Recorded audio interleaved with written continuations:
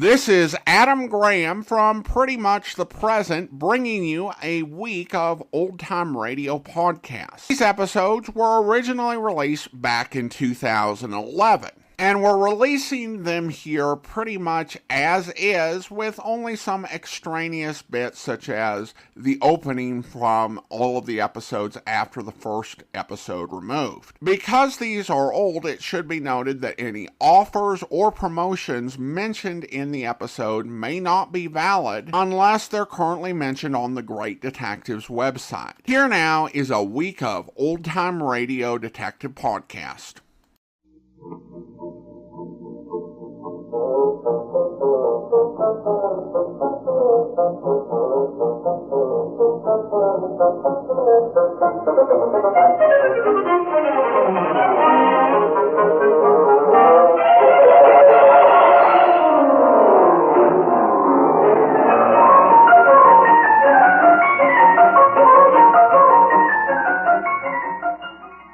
Welcome to the Great Detectives of Old Time Radio. From Boise, Idaho, this is your host, Adam Graham.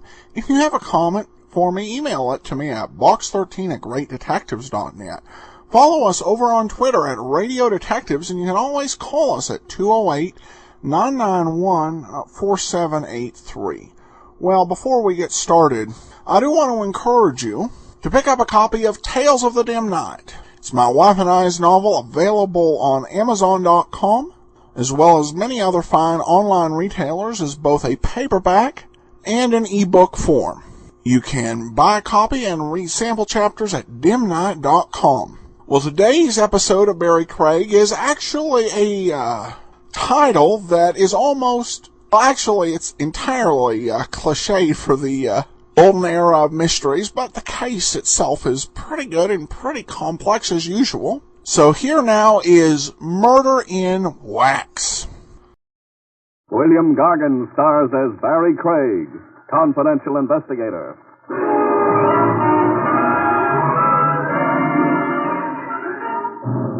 One kind of free lodging that leaves everyone cold, folks, is when it's yours, by courtesy of the city morgue.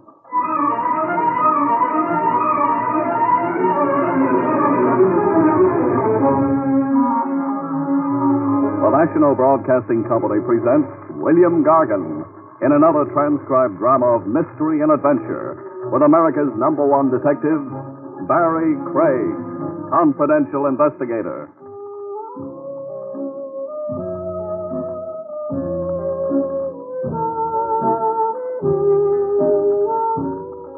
Barrie Craig speaking.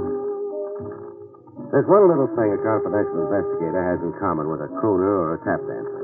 Ballyhoo. You can't get enough of it. The right kind of publicity breaks with pictures and acts, and your fees skyrocket. Even better than money, you promote your pick of jobs, scoop off the cream. I wangled me a break like that. A lady reporter, Mona Gale, assigned to follow me around by the True Life Picture magazine.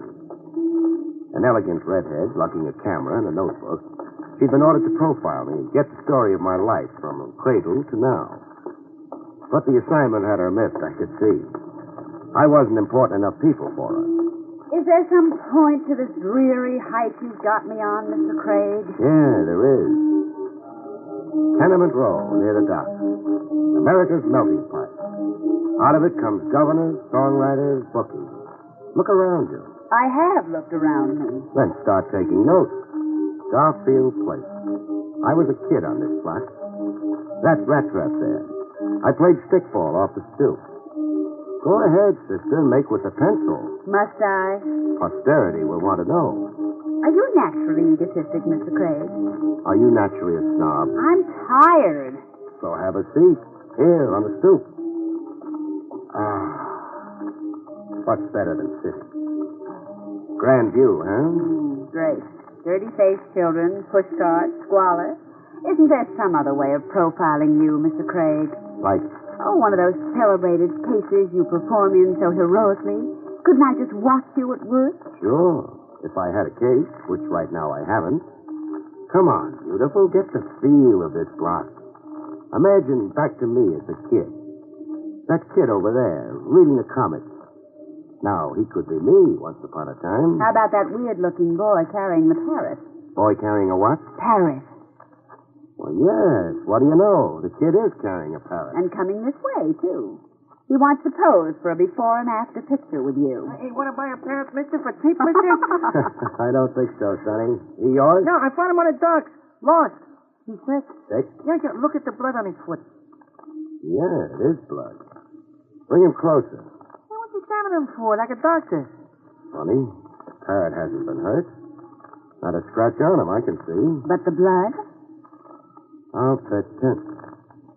It's human blood. Human blood, Mr. Craig? Yeah. Now, figure that. Oh, if only the parrot could talk. Hey, talk's good. Watch. Hey, go ahead, you talk. Don't shoot me! Don't shoot me! Is that the parrot talking, or is the boy a ventriloquist? It's the parrot, all right. Yelling bloody murder. Sit tight, sister. You hold on to that parrot. Where are you going? The telephone check with Lieutenant Trav Rogers at police headquarters. I want to know what bloody corpse the parrot belongs to. Could be you will be watching me work, after all.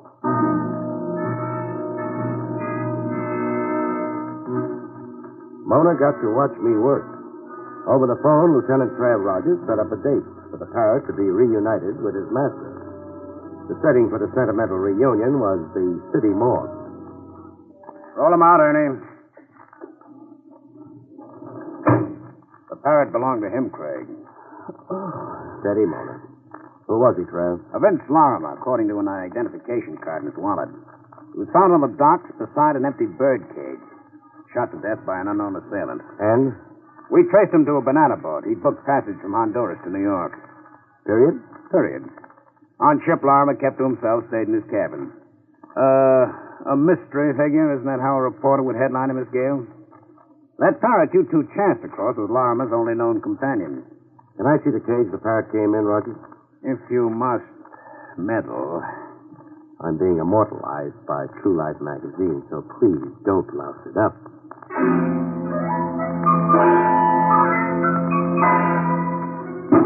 This is the cage. How do you figure the parrot escaped, Trav? Lorimer was shot. He dropped the cage. This padlock broke off in the fall. The cage door flew open, etc., etc. And the parrot caught to walk, huh? No, Lieutenant, I don't think so. You don't? Not enough concussion for a padlock to snap off. Lorimer could only be carrying the cage a couple of feet off the ground. So? Look at the twist in the wire here, where the padlock was originally secured. The wire is unusually twisted. The padlock didn't break off. It was broken off, deliberately. But why would a killer stop to do that, Craig? I'm puzzled like you're puzzled. Any other personal belongings found on the late Vince Lorimer? Just this wristwatch, pocket knife, the silver ring. The silver wedding ring. The end? The dead end. A corpse, a parrot, a few meaningless trinkets. Where would you go from here, Mr. Holmes? Oh, you're sure working hard at lousing me up with Mona.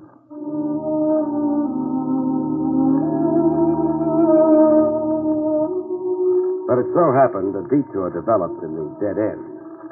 The next morning, while I was sorting my mail over coffee and sinkers in the crosstown diner, and while waiting for the red-headed Mona to show up for her day's grind, the mail was the usual garbage. Bills, all of them stamped final notice, circulars advising me where to get my pan spray, where to buy my geraniums, and one circular I really stopped to read. The Starbright Park Museum of Murder, exhibits in wax. The circular entitles Barrie to a 50% admission discount. Good morning, Mr. Craig. The ripened friendship we've got, it's time you call me Barrie, With a good morning kiss. if that's how you like to start your day. Look, I was assigned to you to play Boswell, Barrie, not Madame Bovary. And what, pray, have you in store for me today? A trip to the Starbright Amusement Park. Amusement park. Read the circular. Bargain rate. So? Read where it says about the new wax exhibit. Oh, see, the brutal murder of Vince Lorimer. So real it will startle you. Hey, Vince Lorimer. Our corpse of yesterday. But how How could a wax exhibit already be set up for the customers less than 24 hours after the murder happened? Yes, and circulars printed. Printed and in the mail. One of them in the mail to me. You think it was purposely? I'd be a dope not to think that. I'm not only being invited to get a look at Vince Lorimer being shot, but also at who is shooting him. All this in wax. It's incredible. I'm in an incredible business, beautiful. In what other business can you get an educated redhead personally assigned to you?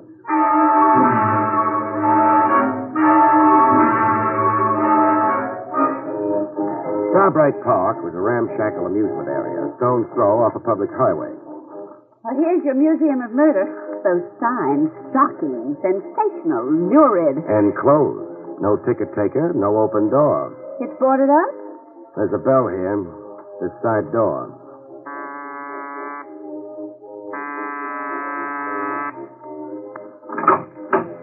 What do you want? A word with the owner, lady. I'm the owner. Oh. I'm Barrie Craig. This is Miss Gale. So what? I got a circular from you in this morning's mail. It's this one. You and 1,000 other people, mister. Everybody from A to C in the telephone directory. Oh, and you didn't mean the circular especially for me? Are you out of your mind? Often. The circular advertises an exhibit of the murder of a man named Vince Lorimer. You come to prove to me you can read? And also to see the exhibit. Another time when we're open. You're closed? For safety repairs. The building department found 14 violations. Oh. Come again. Wait. I want in. You say that like a cop. Invite us in.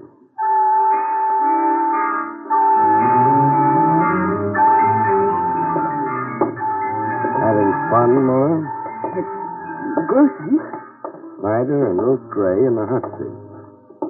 Dillinger bleeding all over Chicago's sidewalk. Why, baby, you're holding hands. I get affectionate in morbid surroundings. The Vince Lorimer murder's the last one in a row, right after Bluebeard. Here it is. Some light on the subject, please. I got no lights to switch on. The power battery's disconnected. Another order of the almighty building department. Here, you can use this flashlight. Thanks. Hey, quite a likeness.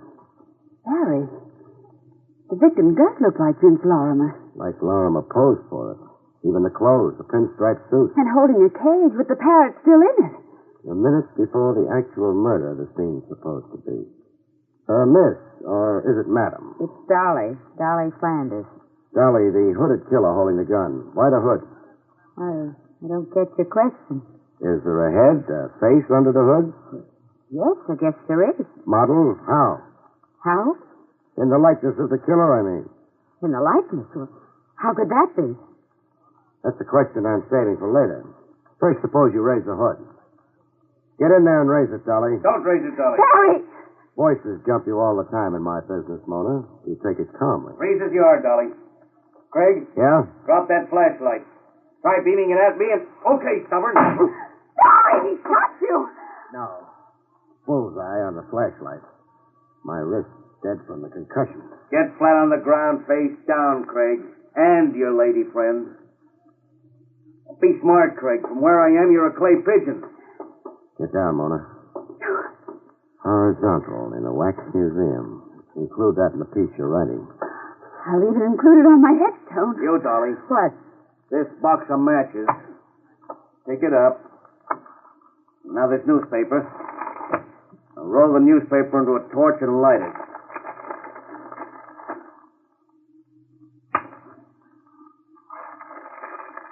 It's lit. What shall I do now? A wax figure holding the gun. Stick the torch under the hood and hold it there. Let's see how fast it melts.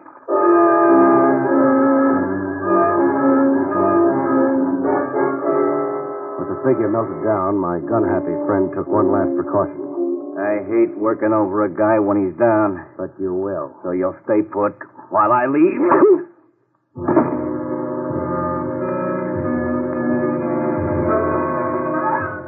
Bomb burst in my head, set off a chain reaction. The last thing I heard before being blown to bits was Mona screaming.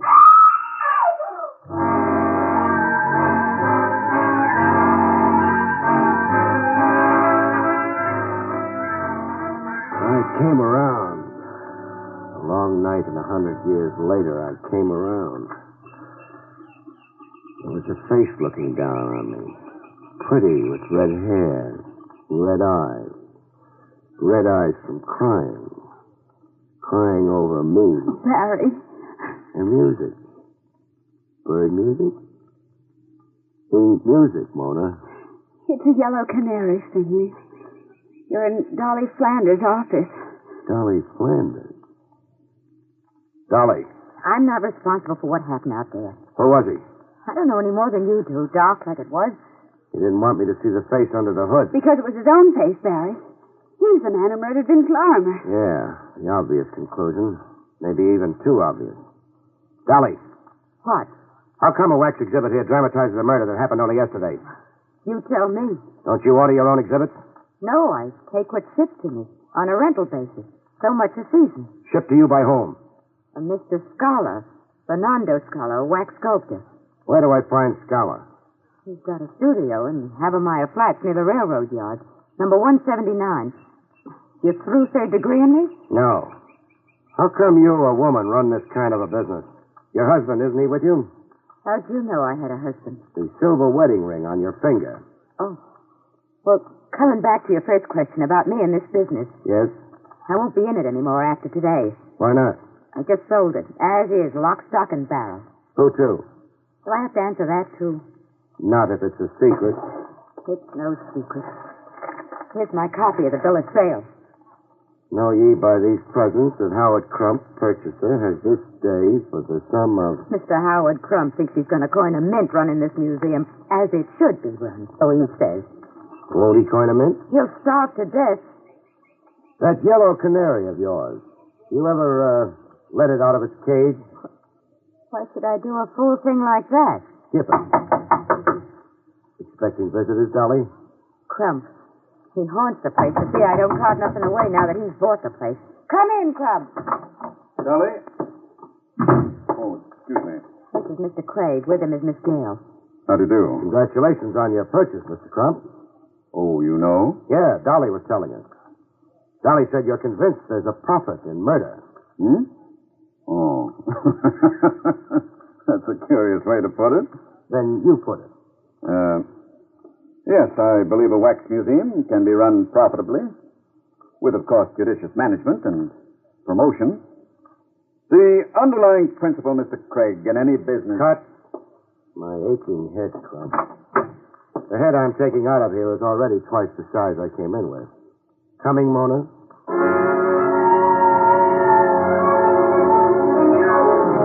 Outside the wax museum in a drugstore, while Mona calmed her fevered nerves with a double coke, I got the cracks in my skull glued and an iodine pomade where it lumped. After that, I telephoned police headquarters. Hello, Lieutenant Trav Rogers? Never mind paging him, Buster. A message will do from Barrie Craig. Tell him to check Vince Larimer's fingerprints with police files. Pronto. They're asking more questions than I've got answers.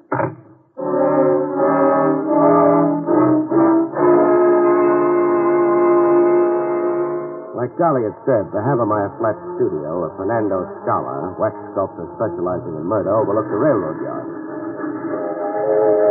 A fight-sized guy, Scala, with the mouth of a mustache and the look of a fox. With those trains, how can you concentrate on your wax modeling, Scala? Even better with the trains, Mr. Craig. I am filled with a wild rhythm. Spare me the poetry. Then, for the lady? Spare her the poetry, too. All right. I say only what you want me to say. No wonder. Where do you keep your crystal ball? Crystal ball? You identified the man who murdered Vince Larimer. I identified a murder? You are joking. You modeled the victim and you modeled the killer. Oh, but you are surely mistaken. Am I surely mistaken? I modeled the victim, yes, from the newspaper pictures. And from the imagination also. But the killer, him I did not model. You didn't, huh? Oh, just a head with no face. A head I cover up with a hood because I cannot know this face. Who telephoned you in advance of my coming, Scholar? Prime you on how to answer me. Telephone me? But I swear... Was it Dolly Flanders, maybe? Dolly Flanders, the owner of the museum? Dolly Flanders, the ex-owner of the museum. Oh, no, she did not telephone to me. Now, if this interview is over... I'm to scram and take Mona. My apologies for it, but I have so much work. You're a shrewd customer, Scholar. Thank you, Mr. Craig, for the great compliment. There are no, flies on you either. Oh, excuse me. He's told all he's going to, Mona, so let's go. Is there some way of compelling the truth? Yeah, a way that's a beaut. But I don't think you could stand watching it. Mr. Craig, What? this telephone call. It is for you. Nice job of acting mystified, Scholar, over a prearranged deal. Give me the phone. Hello? Craig, You know it's Craig. guess who this is? The guy I've got a date with, that's for sure. If you live. I won't just shoot a flashlight out of your hand the next time. Through talking? About. I'm on your tail, Craig, every minute. I followed you to Dolly's and I followed you to Scholar's. You better stop chasing around asking people questions, Craig. You better stop. Or else.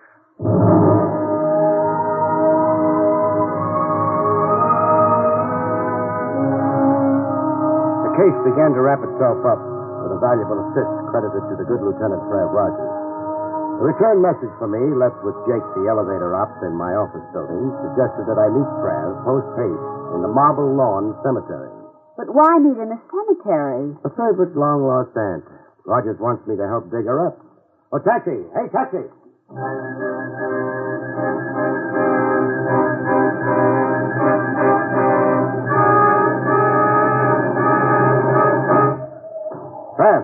Trav, where are you? Craig, I'm over here, the first footpath.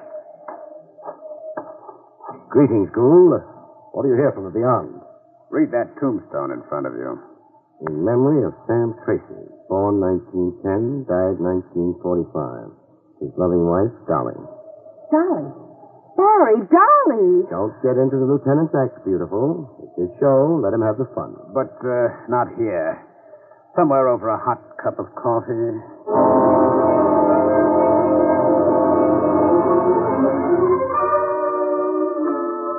That headstone read, Sam Tracy died 1945. He also died in 1951. The same man died twice. What Rogers is saying, Mona, is that our Vince Larimer was also named Sam Tracy once. Right. We checked Larimer's fingerprints with police files, as per your request. Larimer's prints correspond to the prints we have of a Sam Tracy, a one-time thief and safecracker. But there is a Sam Tracy now buried in the Marble Lawn Cemetery. Mona's yet going to convert from reporter to detective. No, beautiful. Whoever's buried in Marble Lawn is a ringer. Someone's buried as Tracy, as a trick to free the real Sam Tracy, alias the late Vince Larimer. That was my guess, too, Barrie. Great minds run on the same channels. Who said that? What was the original Sam Tracy trying to escape from? A safe robbery in 1945. Tracy made off with a cash haul of $100,000 belonging to a stockbroker named Rufus Scott.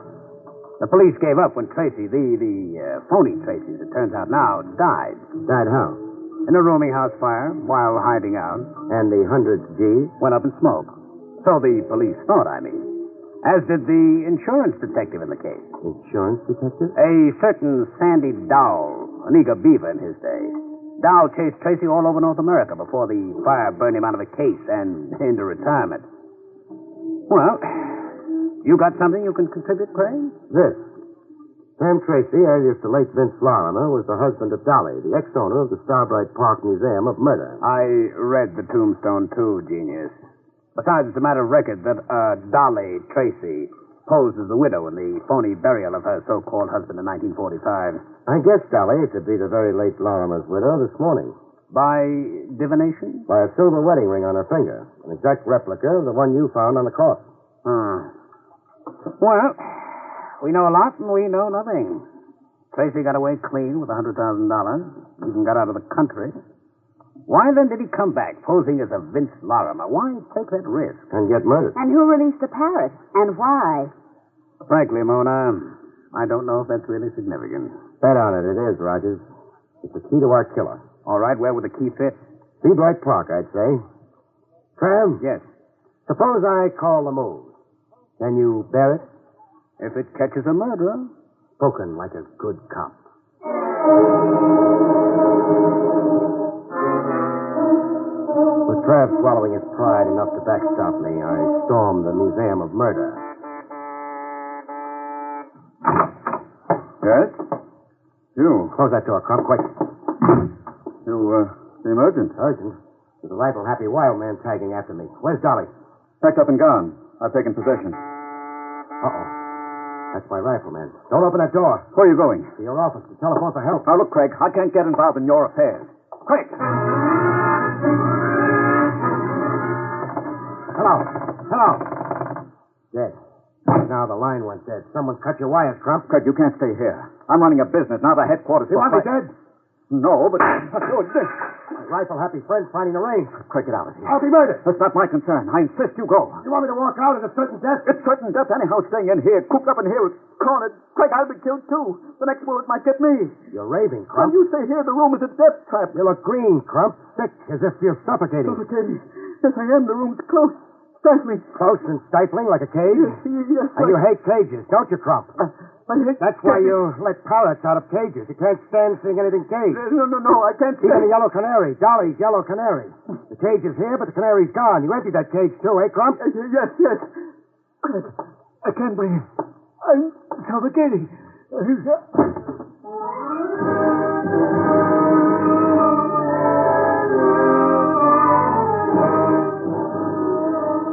Trav and I swapped postmortems and Tony, while Mona took notes. Claustrophobia, the fear of confinement. Crump couldn't stand anything in cages, or being caged or cornered himself, like I made him feel in his office. It even showed in his clothes. Baggy suits, sizes too big. Shirt open at the neck, no necktie. His clothes gave you the hunch on him. That and the bill of sale Dolly showed me. How so? Crump paid $40,000 for the Museum of Murder. $40,000 for a worthless business. Blackmail? It had to be. Dolly knew it was Crump who'd murdered her husband on the dock.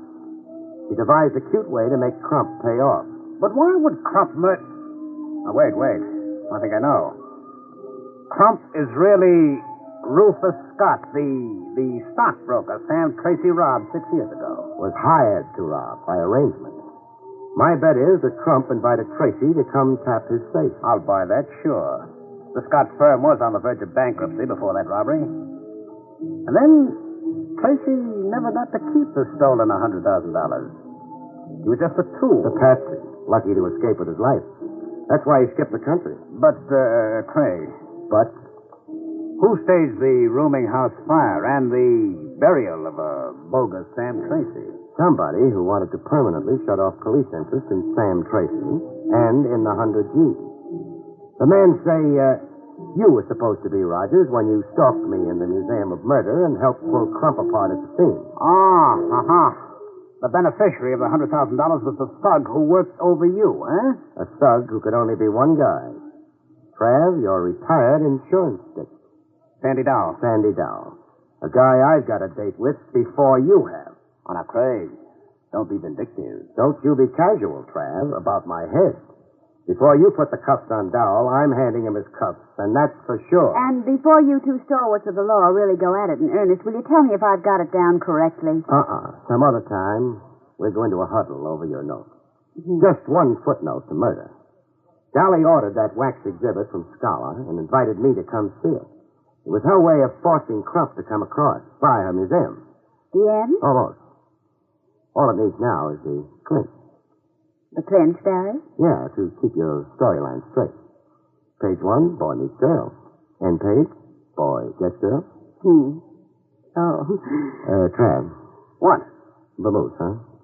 But, All of a sudden, Mona's got that certain primitive look in her educated eye. Oh. Excuse me for being dense. Yeah, scram, Lieutenant. Please do not louse Craig up with the press. Good night, folks. See you next week.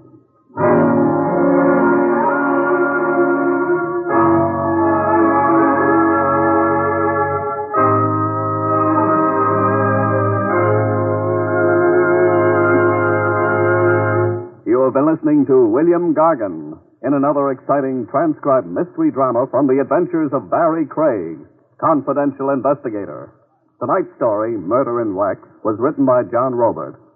Next week, it's the strange story of the naughty necklace, about which Barrie Craig has this to say.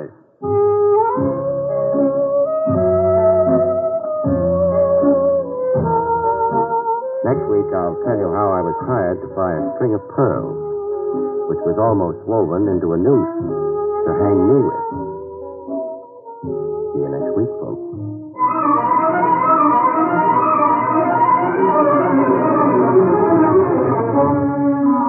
Featured in the role of Mona was Joan Alexander. Barrie Craig, starring William Gargan, was under the direction of Himan Brown. This is Don Pardo speaking. Now enjoy Meredith Wilson's Music Room on NBC.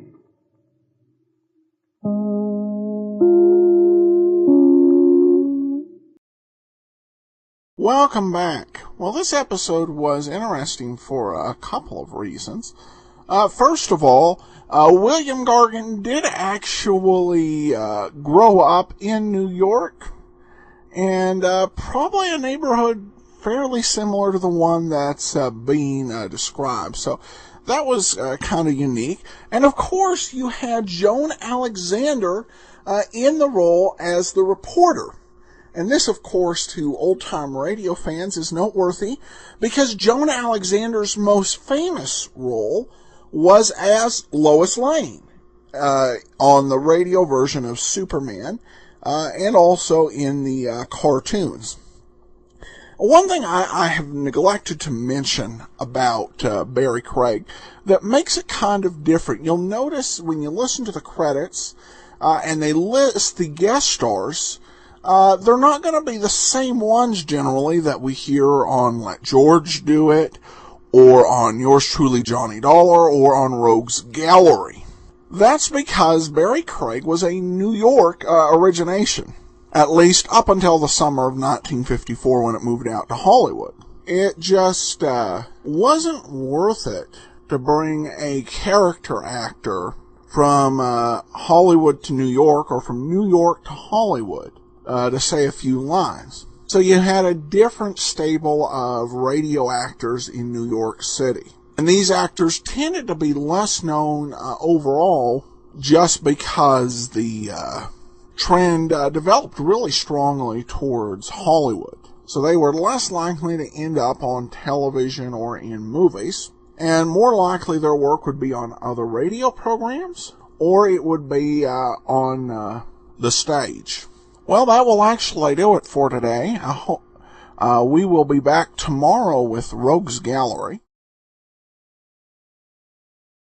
Well, before we get started with today's episode of Rogues Gallery, I want to encourage you to try Audible. Go to audibletrial.com/greatdetectives.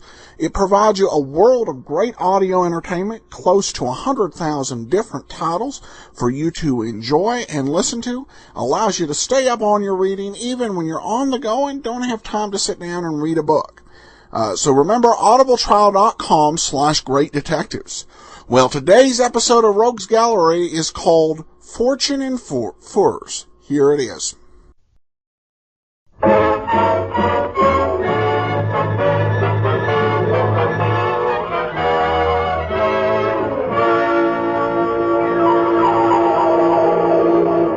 The F.W. Fitch Company, makers of those fine Fitch products, presents Dick Powell as private investigator Richard Rogue in Rogues Gallery.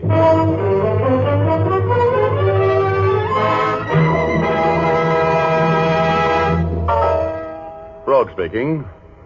Well, things were a little slow at the office, which is my way of saying I didn't have a client or a dime. And I was indulging in my favorite form of athletics, a fast game of snooker pool with Herb Heide, the bookie at the Deluxe Pool Hall. Heide was born with a pool cue in one hand and a cue ball in the other, and I was born with an 8-ball birthmark. He was trimming me like a Christmas tree, and I was glad when the elevator boy from my building yelled into the door that I had a customer in my office. So I shoved off to talk to this volunteer victim. When I opened the door to my office, I saw him standing there, a dignified-looking, white-haired gent, with a strong nose, a weak mouth, and the nice middle-class air of substantial citizenry. You're Mr. Rogue? That's right. You want to talk business with me, Mr. Grant. George Grant. Yes. Oh, have a chair, Mr. Grant. No, thank you. I prefer to stand. Mr. Rogue, I understand that you have connections with the fire insurance companies, that you are sometimes retained by them to investigate losses which might have been caused by arson. That's right. Go on. Are you interested in the fire at the Matthews Fur Company warehouse a week ago? I could be. That fire was arson, Mr. Rogue. Hmm? I can tell you some very interesting facts about it. Well, good. That was a pretty important claim, wasn't it? The fire destroyed over $100,000 worth of furs. Yeah? Well, start talking, Grant. I'd like to have $1,000 before I talk with you, Mr. Rogue. Well, I don't usually pay out that kind of money until I know what I'm buying. I'm not saying a word, sir, till I get $1,000. I've been double-crossed once on this deal, and I don't intend to take a chance on getting the same treatment from you. Just how much did you have to do with this torching, Grant? I don't intend to answer that question. Do I get my $1,000, Mr. Rogue? Come back in an hour. You have the money for me then? Yeah. Come back in an hour. And your story had better be good, Grant. I'm a busy man. I haven't time to fool around with crackpots. I'll have the proof. Okay. So long now. Oh, it's 4 o'clock, Grant.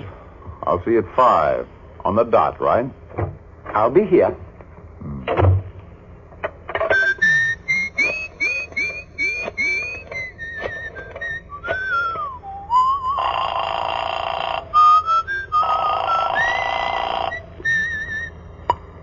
Hello. Oh, hello, Flynn. Say, your outfit had the Matthews Fur Company warehouse fire covered, didn't they? Who is this? This is Richard Rogue. Yes, we had it. $160,000 claim. Well, fine. Would you pay me 10% of what I saved you on that claim if I could prove the fire was arson?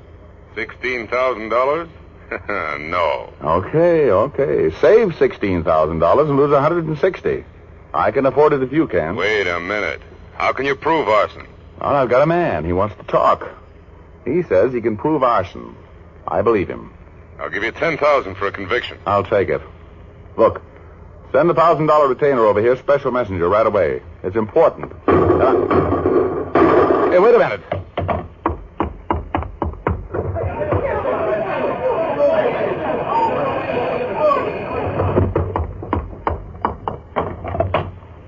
Hello, Flynn. Yes, where have you been, Rogue? Well, my source of information has just been eliminated. But the deal's on. What do you mean? Well, he must have known too much. He's been murdered.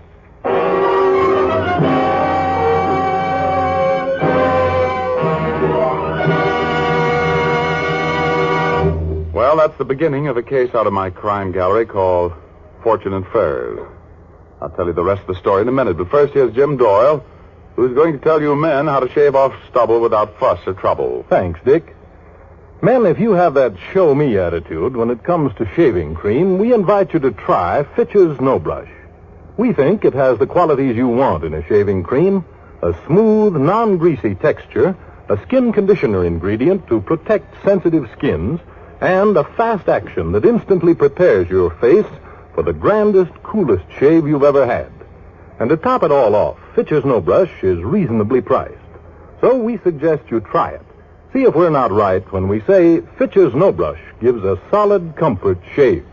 If you're one of the many who swear by a lather cream, try Fitch's Brush Cream. This cream gives loads of swell lather that stays moist all during the shave. It rinses off easily, too. Like Fitch's No Brush, it contains a skin conditioner that makes even the most sensitive skins feel cool and smooth. Yes, men, for shaving comfort, try either Fitch's Brush or Fitch's No Brush shaving cream. Both come in a form you like at a price you like. What's more, both will give you the kind of shave you like. So ask the man behind the counter for Fitch's shave cream. Fitch, spelled F-I-T-C-H. And now back to Dick Powell as private investigator Richard Rogue in Rogue's Gallery.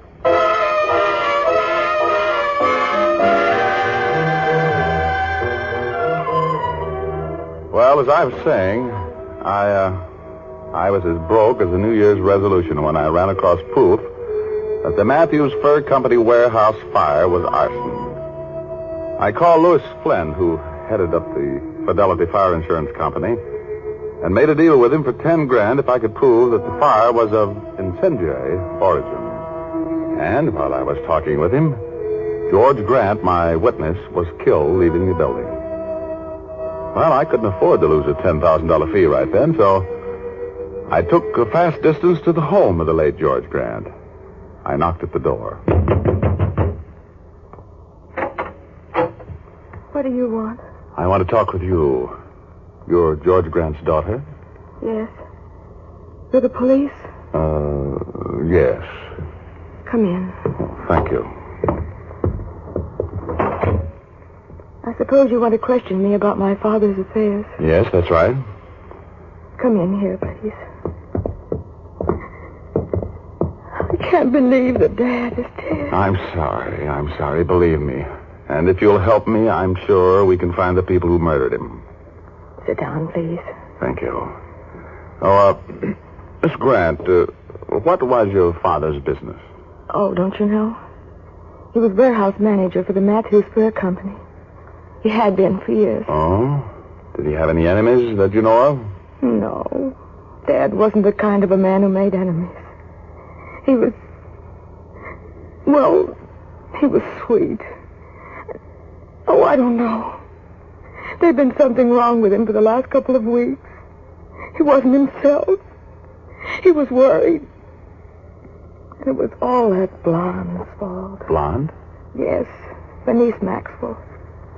Dad became involved with her. And he was spending too much money on her. Much too much money. How long ago did he meet this Miss Maxwell? Oh, about a month ago, I guess. She deliberately chased him. She must have had some reason for it. Dad was no great catch. He was just a little guy working for a salary, trying to get along. Well, you say he's been acting strangely. In what way? Could you break that down a little bit for me? Well, I'll try. You see, for a while he was talking about how he was going to have a lot of money. All of a sudden. He was happy and carefree then. He was gone from home quite a bit. One night he had a meeting here with some rough-looking men. He wouldn't tell me who they were. Yes, go on. Then after the warehouse fire, he was depressed. And he talked about... He talked about killing himself. I knew he was in some awful trouble, but he wouldn't talk with me about it.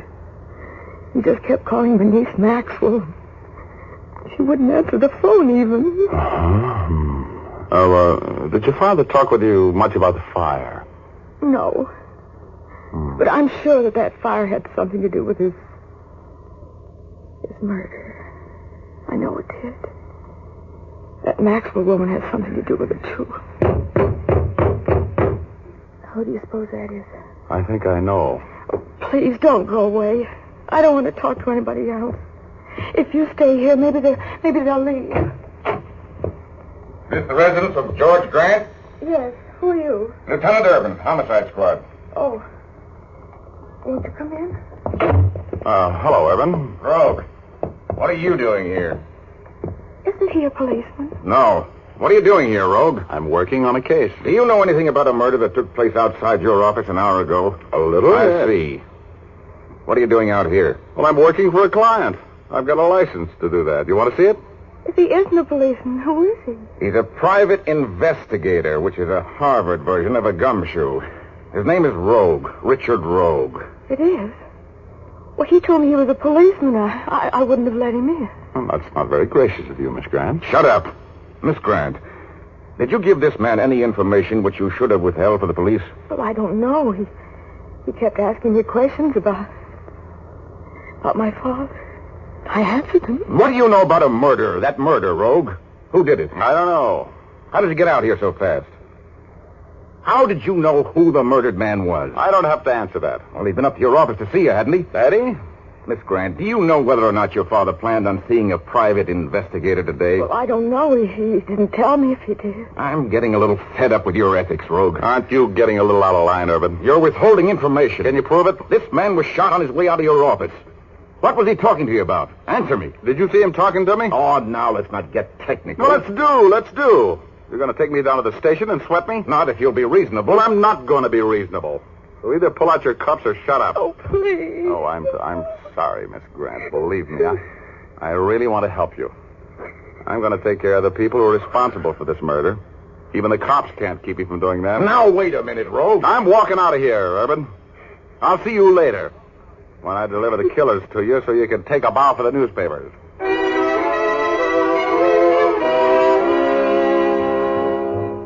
Oh, I was burned like a bride's biscuits and feeling just as tough when I walked out of that house and passed Urban's squad car to my coupe.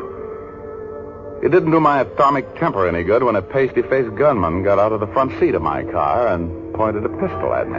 Hello, Rogue. Get in. We're going places. Huh? Oh, okay, Junior. But be careful of that thing. It might go off. Where to, Junior? Straight down the street. I'll tell you when to turn.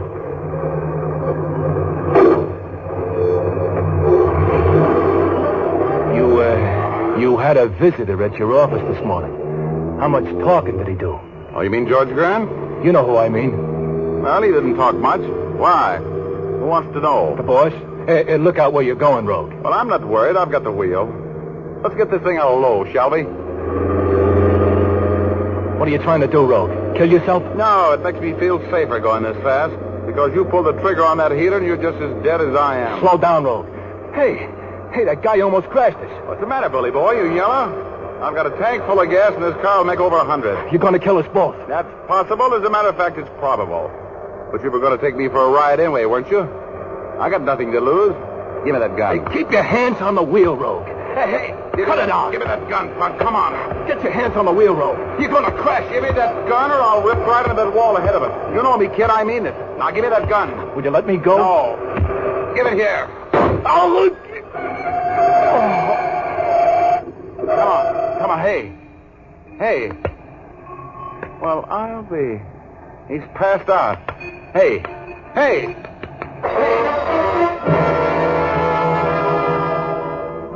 In the struggle for the gun, I twisted this torpedo's hand around and, well, he pulled the trigger himself, with me a contributing factor. He shot himself through the chest, but it didn't look fatal to me.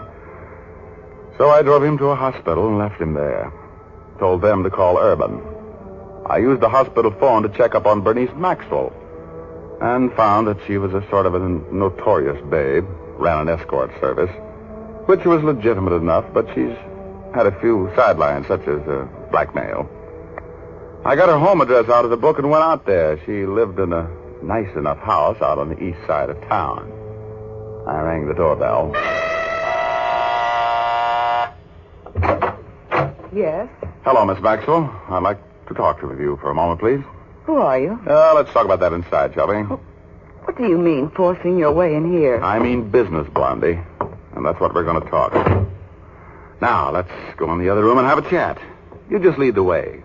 After all, you are the hostess. If you don't get out of here, I'm going to call the police. Don't bother, baby. I'm the police.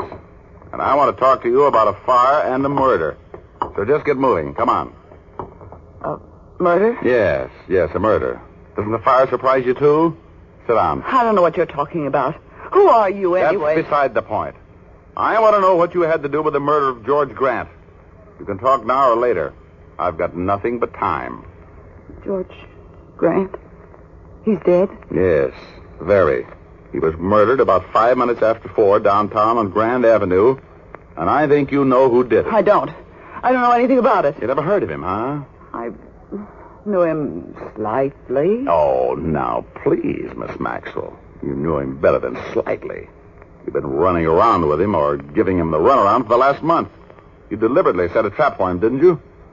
You mixed him up in that arson job on the Matthews Fur Company's warehouse. I don't know anything about arson. You can't come in here and threaten me. Oh, look, lady, I'm not going to be polite about this. George Grant has been murdered. You had a hand in that murder, and I'm going to get the information out of you if I have to beat it out of you. And if you think I'm bluffing, just keep on dummying up. Now, who was mixed up on that arson job that Grant was killed for knowing too much about? Look, I'm going to count 3. Then I'm going to come over there and slap the information out of you.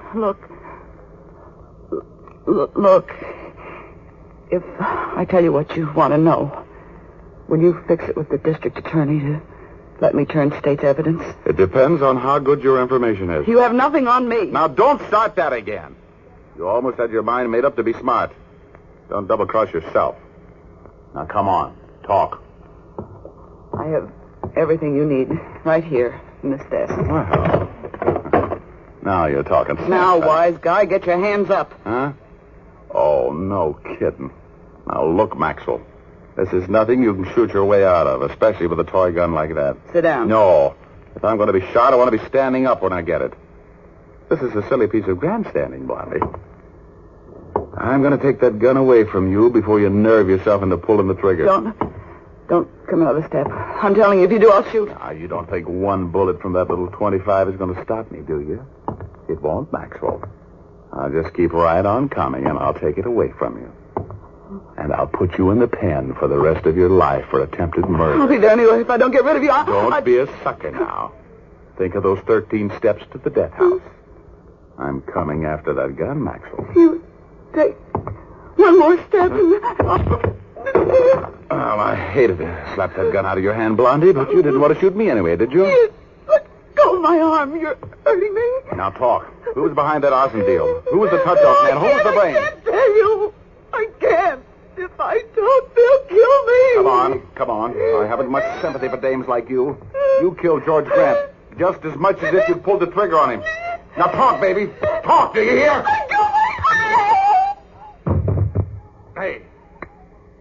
Hey, Blondie, come out of it. Come on. Well, I'm a son of a gun.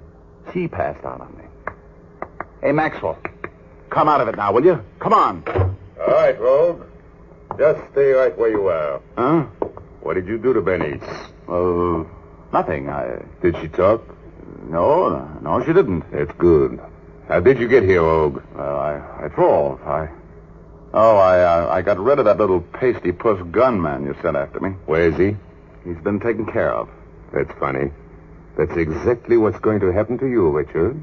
Stand still while I get this gun out of that shoulder holster. Okay. You're in the driver's seat. You just couldn't ever learn to stay out of trouble, could you? Trouble's my business, Bub. Get up and keep your hands in the air. Oh, sure. Well, if you're going to let me have it, this is as good a time as any, isn't it? Time's all right. But I don't like the place, that's all. I'm going to take you out in the country. That's nice to think about. I love the country. You know I'm going to have to kill you, don't you? You know too much. Sure. You couldn't stand a police investigation, could you, Bob? No. You know, you should have covered me yourself when I left the Grant house. You should never send a boy to do a man's work. No? You're yellow, too, aren't you? You haven't got the guts to pull a trigger yourself. You've got a lot of nerve. Talking that way when you're looking down the barrel of this gun, Richard. Yeah, you're a two-for-a-nickel penny-added tin horn, Frenchie. And I'm going to take that gun away from you and make you eat it. Yes? Well, I have plans for you, Richard.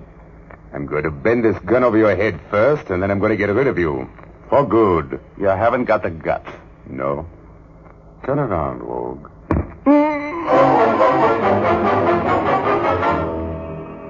Well, I wasn't as batty as I sounded there, believe me. I'm no hero, and usually when a guy has the drop on me, I obey orders like a corporal bucking for sergeant. But I didn't have much to lose, and for once I wanted to be hit over the head. Oh, I got my wish and rolled with the blow. Those old familiar stars started to circulate around my indestructible cranium, and I started to black out. But I pulled myself back and hung on to consciousness. I didn't move after I fell. I didn't have to.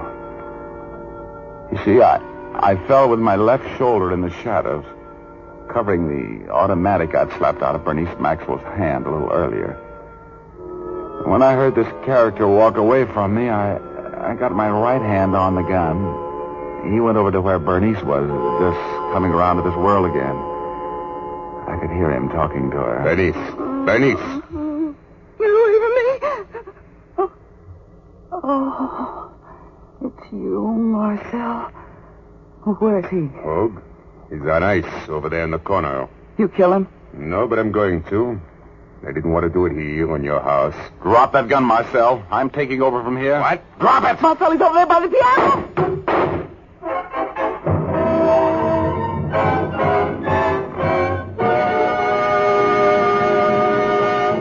We'll return to Richard Rogue in just a moment, but first I have a suggestion for the ladies. Do you have trouble finding a shampoo that your whole family likes? If you do, why not present them with a bottle of Fitch's saponified coconut oil shampoo? We'll wager they'll be delighted with it because Fitch's saponified shampoo is a favorite with both men and women, young folks and old. Dad likes it for the business-like cleansing it gives. Your young daughter will swoon over its fragrance and the way it gives her hair dancing highlights.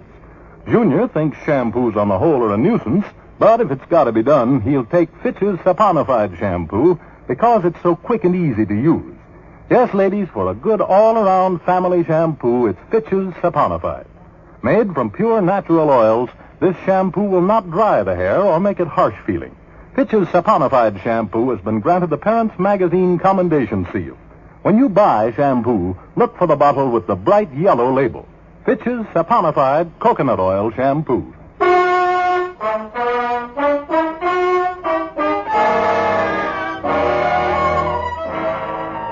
And now we return to Rogue's Gallery with Dick Powell as private investigator Richard Rogue. I was a little worried about my future as I stood there behind the cover of that piano and pumped lead at my cell. But if I could get in a lucky shot, I knew I could put him away for the murder of George Grant and the arson job at the Matthews Fur Company warehouse. I'd hit him a couple of times, and this girl, Bernice Maxwell, was screaming at me to stop. But my cell kept on trying to luck a shot into my anatomy.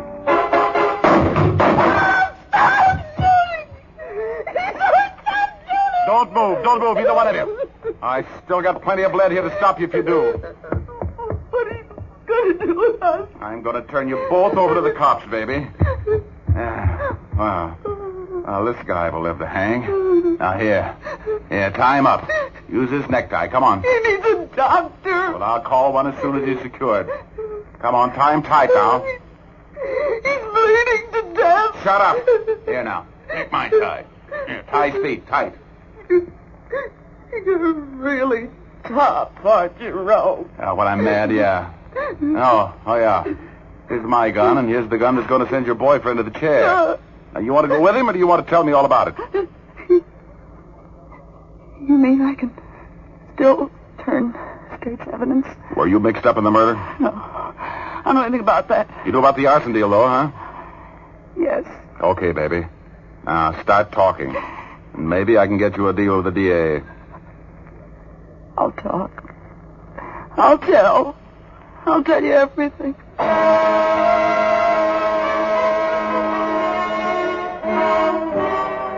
Well, she sang. Yeah, she sang plenty. And the words were music to my ears. When she was through singing, I tied her up tight and called homicide to tell Urban where he could pick up a murderer and an accessory before the fact. Then I told him where I'd be later. I called Flynn at the Fidelity Fire Insurance Company and told him to meet me at the home of Paul Matthews, owner of the Matthews Fur Company, in 10 minutes. He did, and we went in together. The butler sort of unwittingly showed us into the study where Matthews was reading. I'm Richard Rogue, Mr. Matthews. The investigator? The celebrated investigator, Mr. Matthews. This gentleman with me here is Mr. Flynn of the Fidelity Fire Insurance Company. How do you do? Well, I'm puzzled as to the purpose of your visit, gentlemen. Well, I'll unpuzzle you, Matthews. The fire at your fur warehouse was deliberate arson. Oh? Why, that's preposterous. It's a nice act, but no go. We're not paying the claim, Matthews. We have absolute evidence. Let me tell you, Flynn. You made a deal with Marcel Jarnac, one of the West's leading arsonists, to start that blaze, Matthews. But you needed the loyalty of an old employee of yours, the manager of your warehouse, George Grant. Grant was an honest guy. So you and Marcel sicked a dame on him, a dame named Bernice Maxwell. You convinced now that I know what I'm talking about? No. I tell you what. Okay, then I'll give you some more dope. With Grant's help, you took all of the expensive furs out of the warehouse and filled it up with a lot of junk. And then Grant sopped it all down with the gasoline and touched it off. So you want the insurance on $160,000 worth of minks and sables for burning $1,000 worth of cat skin. It was a swindle, Matthews. We're not paying the claim. The cops have the Maxwell woman, Marcel Jarnac, and the pasty-faced gunman who worked with them. They've all talked. You're through. That's the police now, the homicide squad. Show them in, will you, Flynn? Sure. Looks like the end of the road for me, doesn't it, Mr. Rogue? Yeah, it sure does, Matthews. You know, amateurs like you shouldn't go around mixing up with professional crooks. That's right. Hey, cut it out. Drop that gun. Matthews, hey. Hey, what's going on in here, Rogue? This guy, this Matthews tried to commit suicide. I had to take the gun away from him. That's all I've been doing all day long. Is that living?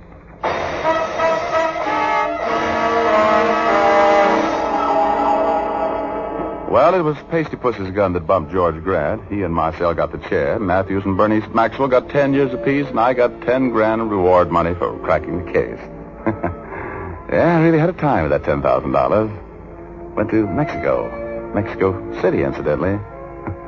Las señoritas, muy simpáticas. Yeah. Spent the month of January there. What a month, January. As soon as I get time, I'm going to write a book. You know what the title's going to be?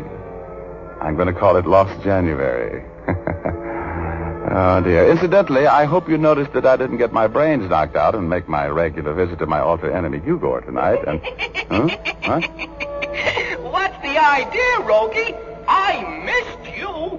Are you mad because I threw that Betty dame off our cloud? No, Hugor. Oh, but look, Rogie, you made a reservation. On cloud number 8? I did not. Oh, yes, you did. You said it. I said what? You said, see you next week, Hugor. You said it. I heard you. Okay, I've seen you. Good night, Midget. Goodbye, Rogie. Say, Rogie, aren't you going to wish me a Merry Christmas? Oh, sure. Merry Christmas, Hugor. Merry Christmas, Richard. So long. Merry Christmas. Imagine that little dehydrated Santa Claus. Oh, well, I love everybody. And God blesses one and all. To coin a phrase. You know what I mean?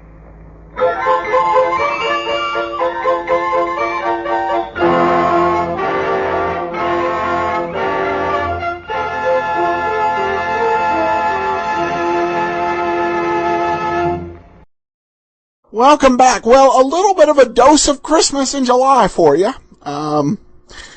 This episode was aired on December 20th of 1945, and I was not aware that they had an episode with anything with Christmas in it. It still wouldn't have changed my decision to air Rogues Gallery this time, because it wasn't all that Christmassy of an episode. Just had that kind of Christmas note at the end.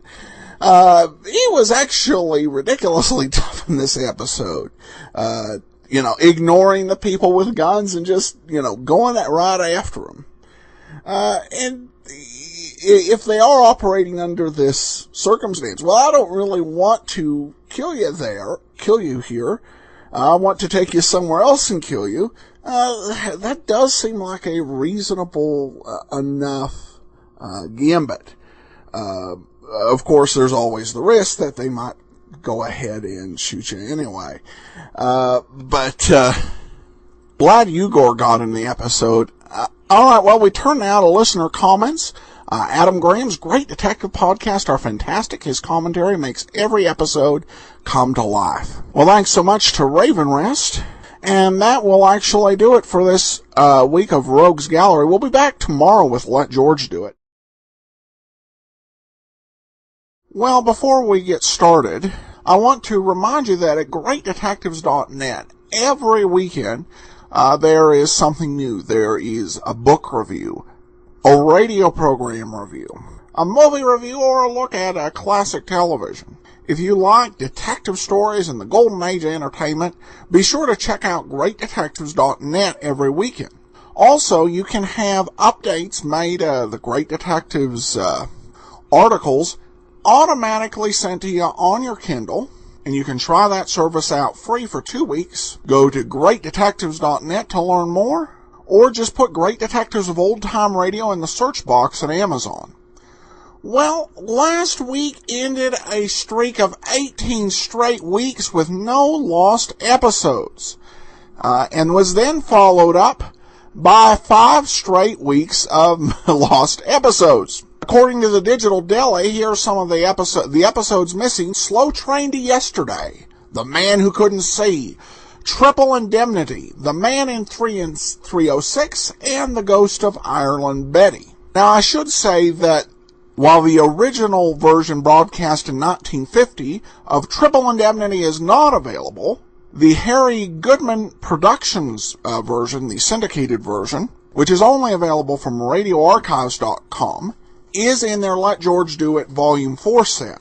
And also The Ghost of Ireland Betty was redone after Bob Bailey left the program. But now we reset ourselves on March 27th of 1950, and as nice as that run of 18 straight weeks without a lost episode is, we begin a nice streak now of 31 straight weeks with no lost episodes, which will definitely be nice. These are some fantastic writing and fantastic radio, so with no further ado, it's time for The Tears of Sorrow.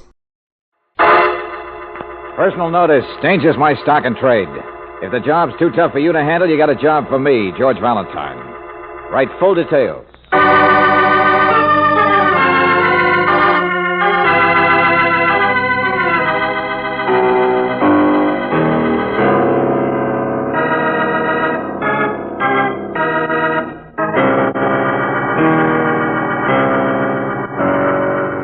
Standard Oil Company of California, on behalf of independent Chevron gas stations and standard stations throughout the West, invites you to Let George Do It.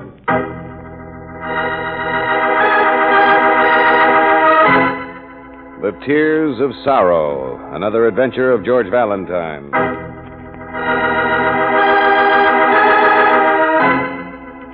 Dear Mr. Valentine, you ever hear a little Malayan with black earrings and white smiling teeth bust out laughing like he just won a lottery and say, "Look at me, boss. I'm so happy. Yes, I got tears of sorrow." Yeah, I know. You think I'm crazy. Well, so do I. So does the Western Milk and Separator Company. That's the outfit I work for. I travel in farm supplies. My district is Eastern California, Arizona, New Mexico. But Valentine, there's one place on my route I can't stay away from. It's the dullest, saddest, poorest, loneliest place on all of Route 113. Gas, hamburgers, motel, and the Malayan. The place is called Stillman's Last Chance. Brother, it is. Now listen, last time I was there, I bumped into the wrong cabin by mistake. I never see what happens except I get a knife in my face, a foot in my stomach, and a fist on my jaw. The next thing I know, I'm waking up between my own proper sheets, and nobody will say who put me to bed. Nobody will explain a note I find in my pocket which says, "Stop asking questions or you'll have a worse accident." Valentine, I'm going back to that place. But I'm no hero. I need your help. If you could come meet me there, drive out on Highway 113.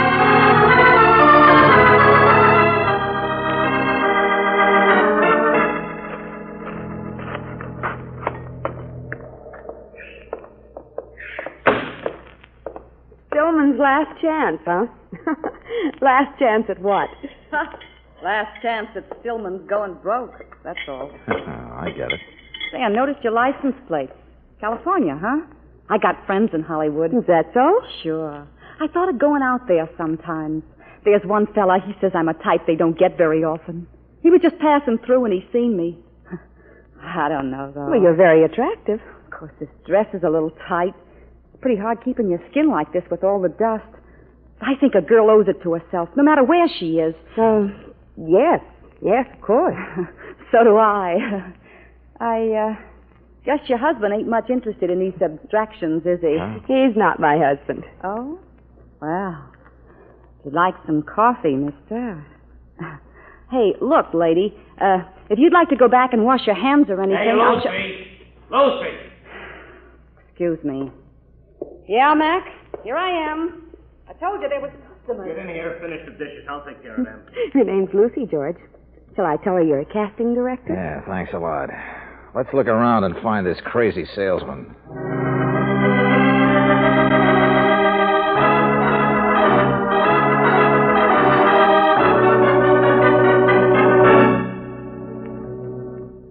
Well, Mr. Guthrie, I've seen what the attraction is here. Lucy. Yeah. No wonder you couldn't stay away from this place. Now, just because I'm a traveling salesman. Here, wait, I get a little music on here so they can't hear us. That, Lucy there, she's his wife. His what? You mean that older man? Sure, yeah, the sourpuss. That's Max Stillman. He owns the place. Makes no bones about it, either. And don't forget he owns the girl with the wandering eyes, too. It's like the movies, isn't it? Middle-aged man with a frizzle-top young wife way out in the middle of nowhere. You wouldn't be wanting to rescue her, would you? She could be talked into running away, I imagine. No. Whatever made you start getting me wrong? Now, look, we drove a long way, Buster, just on the basis of some double talk and your letter, so let's start getting you right. Double talk, nothing. It's even worse than when I wrote you. Hey, we'll sneak out the side here while the music makes them think we're still in the bar. Okay. That Stillman, he watches me like a hawk this time. Where are we going? Here. Outside, up the path there. See, I figured out which cabin it was, that one I stumbled into before. And Stillman, I think it was him wrote me the note telling me to stop being nosy. All right, Mr. Detective. Valentine, I got beat up. I could prefer charges, but we're going to figure it out instead. Here, turn right. Now, this place is broke, see, not a penny. And those two in there, they hate each other. The only other person, the only one who's happy, that's the cook. I'll swear they never paid him a penny. Wait a minute. The cook? Yeah, Charlie George Washington. What? Yeah, he's been here 6 or 8 months. Malayan. Little guy takes an awful beating from Stillman. He always comes back with a grin, just like he owned the secret of the world. The tears of sorrow, huh? So all that stuff wasn't just a gag. Of course not. The Malayan. And you also mentioned a knife in your face. Yeah, Valentine, it was Charlie's cabin that I stumbled into.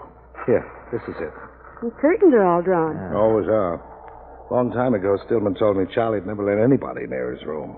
I should have added 2 and 2 faster. Hey, wait a minute. Where are you going? Isn't Charlie here now? It's his day off. Some big chicken ranches down the valley. He always goes over to visit with his Oriental friends. Curtains all drawn. Doors locked tighter than a drum. This morning, I found that if you squeeze in the space between this and the empty cabin next door... Come on. Yeah, okay. We're still with you. What's those nails there, Angel? I'm all right, George. I just had some idea of why we're squeezing. Miss Brooks, there's a window in here with curtains that are frayed. You can see through them. What? Hey, you see? Inside Charlie's room there. A coffin. A casket. Yeah. Look at the way it shines. And the fancy carving on it. George, it must be solid silver. A silver casket. Where would a little cook like that ever get enough money to buy it? It'd take plenty to buy it. But there's something else. Doesn't it make you kind of wonder what's inside the casket?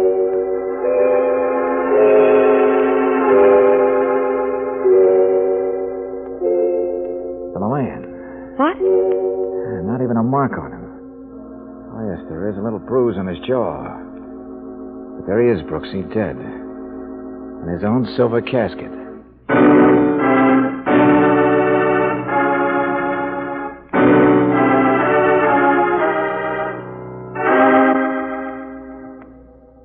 Well, Mr. Valentine, Charlie George Washington was not a young man. Look, Doctor, look. You've seen the coffin. I've told you how the people acted, and there's that bruise. So somebody hit him, or maybe he bumped into a door. I treated this man once, Valentine, and the coffin fits in, surely. He must have bought it for himself. A philosopher, I guess. You see, his chest was weak, his heart was worse. He acted like the lord of the world, and at the same time knew darn well he was dying. Quite a guy, all right. But, Doctor, you can't kid me that last night... Now, get me straight, Valentine. I think he was murdered, too. But my testimony won't help you much. I can't prove the shock of a tap on the jaw did it any more than you can prove that he had a buried treasure of some kind.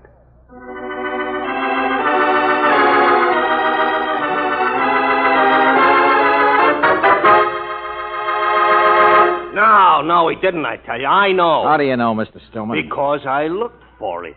In his shack, in his clothes. Even followed him to see if he ever buried anything. Of course, that's why I tried to chase people away from him, because I wanted to find it myself.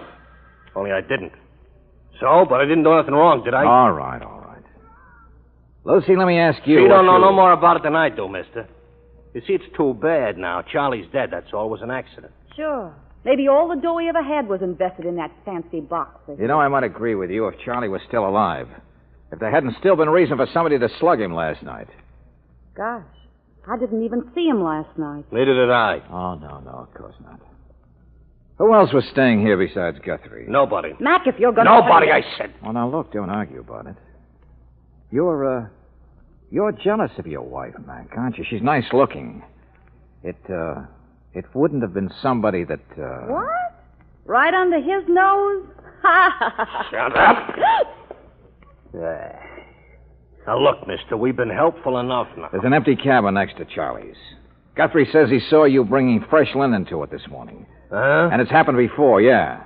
He says he counted 4 dirty plates once when there were only 3 people. Well, look, maybe I slept in that other cabin. See, and who cares? Now, don't get excited, Buster.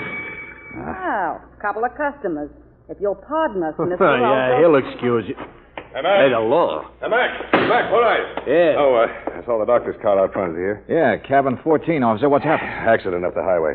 Almost got me. Pepper, too, here. Hello, Pepper. Hey, got some people hurt out in the car. You need me Well, anymore, look, you want some help? You need me anymore? No. I'll drive them up to the cabin for the doc. Hey, put some coffee in that guy, will you? He almost got his truck turned over. Pepper. Yeah, come on, tell us, Pepper. Oh, holy smoke, I can't stand the sight of them things. Oh, thanks, Mrs. Stillman. Got a piece of your fresh pie. Never mind. Coffee's too hot.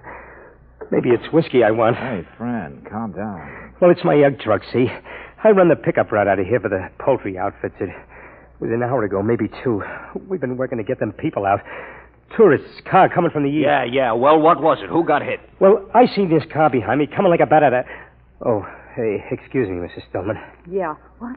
Well, it was up in the curves. You know these mountains. Anyway, this crazy galoot is in such a hurry, he barrels right past me on a curve, and this other car's coming from the east, right head on. The cop, he's right behind the eastern car. I slam into a ditch, and he skids sideways across the road. Oh, brother. Yeah, it's tough. It's tough, all right. This guy going so fast, he was coming from this direction. Mac, before the cop gets back, there's something I got to tell you. Huh? What do you mean? Well, gosh, I'm sorry, but this guy who's speeding, who passes me, the cop says he's somebody broke a parole. What are you talking now, about? Take it easy. The cop says it's Bo Stillman, that cousin of yours. What? Yeah, Mac, the cop seems to think Bo must have come from here. I just wanted to warn you.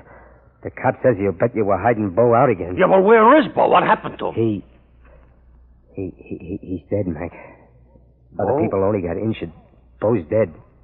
Oh. There was somebody here in the empty cabin last night. Your cousin.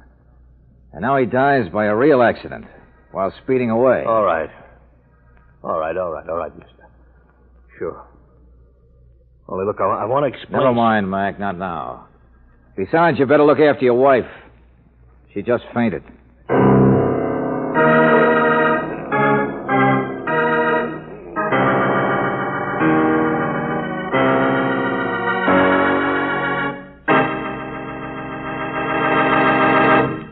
We'll return to tonight's adventure of George Valentine in just a moment. How come Neighbor Brown, who has a car several years older than yours, drives past you with a big, broad smile on his face? Well, looks like he's got that new car feeling. And how did he get it? Not by using a gasoline that contains engine-sticking gum, that's for sure. So it's a safe bet that Neighbor Brown is using Chevron Supreme, the gasoline that's super refined to get rid of engine-sticking gum. This troublemaker, gum, comes from the impurities that are naturally present in most raw gasolines. And Chevron Supreme is the gasoline in the West that's super refined to eliminate gum. Just try it on your own car. You'll get and keep that new car feeling. Try it tomorrow for fast starting, smooth pickup, ping-free power on hills, and for full mileage in the kind of driving you do. Ask for super refined Chevron Supreme at independent Chevron gas stations and standard stations where they say and mean we take better care of your car.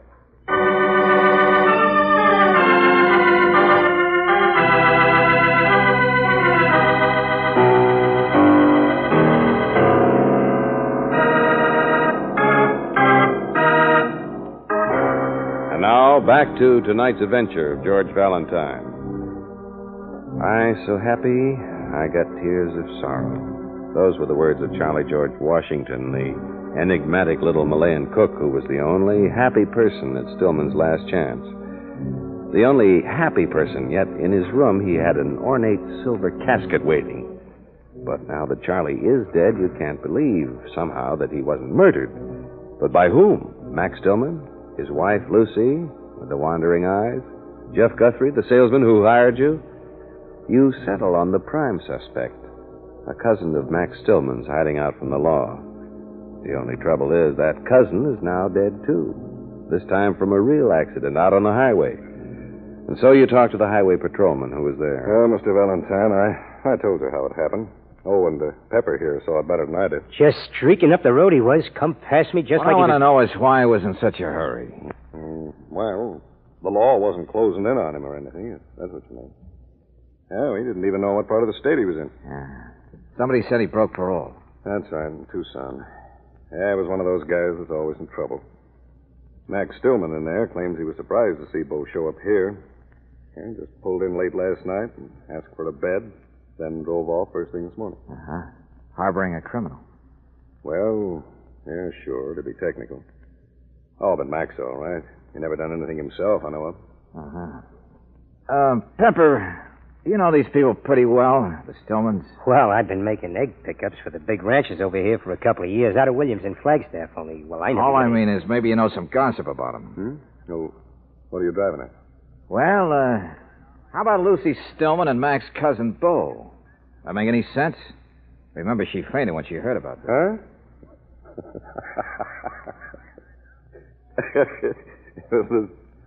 Bo Stillman, 60 years old, with a face he never shaves, and a mouthful of tobacco. Oh, okay, we'll throw that one out. Mrs. Stillman, well, she smiles at just about everybody, mister. That's right. Well, now, that's what intrigues me. That'll be the best cover-up for the fact that there really is some man beside her husband. Well, gossips haven't got it pegged yet, and, well, I tell you this, I don't hang around enough to find out. My wife sees to that. Yeah, and I'm in the same boat.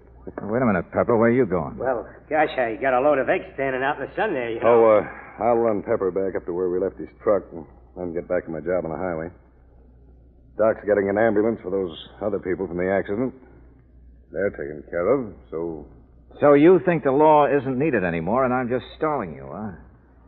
Well, I am, officer, and I'll tell you the reason. George? Yeah, Brooksy. George? Yeah, right here, Brooksy. Oh. Did you get them? Well, just the secretary on duty, but she'll locate her boss and have him call us back. Hey, wait a minute. What's all this? A funeral parlor in Phoenix, officer. The outfit whose nameplate is on that silver coffin of Charlie's. Yeah? Oh, what did they say? Oh, you mean you are interested? George, it was only sent to him on consignment. At least that's what the girl's record showed, but she said her boss was Consignment, huh? So Charlie hadn't paid for the thing yet. Or if he had, it was only a deposit. Oh. Yeah. Now there's a crime, isn't there? Because how could Charlie have expected to pay for that thing, or the funeral parlor expected to be paid, unless he did have some money hidden away? And where is it now? Well, where was it at any time? Oh, I've heard those stories. People wondering why he was so happy, betting he had some hidden away. Mac looked all over for the treasure and never found it. Sure, and we've done a little looking ourselves. Only in the wrong places, Brooksy. We've never been obvious enough. George. Now, give me that letter the salesman wrote us to bring us here. I think I need to wake up, Angel. Wait a minute. Here we are. Dear Mr. Valentine, you ever hear a little Malayan, you know the type, wears black earrings and white smiling teeth and so forth and so forth? You mean black earrings? Well, he always wore them, Valentine. Just black buttons. Oh, no, he didn't. Not when we found the body. George, you're right. There were just the marks on his ears. Yeah, where his earrings used to be. Well, I'll grant you, I never saw Charlie without them before. It'd be a pretty good joke on people if his treasure were right in front of them. And listen to this. I so happy I got tears of sorrow. I got the tears of sorrow. Pearls, maybe. Tear-shaped pearls. Brooksy, do you have any idea what a fortune a pair of matched black pearls would be worth? No, I haven't. Holy smoke. I have. I guess you're not leaving now, eh, officer? Oh, hey, Pepper. Yeah? I'll flag a car to take you back to your truck. Okay. Valentine, we're going to comb this place from kitchen to towel rack. Okay, friend, we'll look for earrings, all right. But it's the person who knocked Charlie down and took him off him that I want.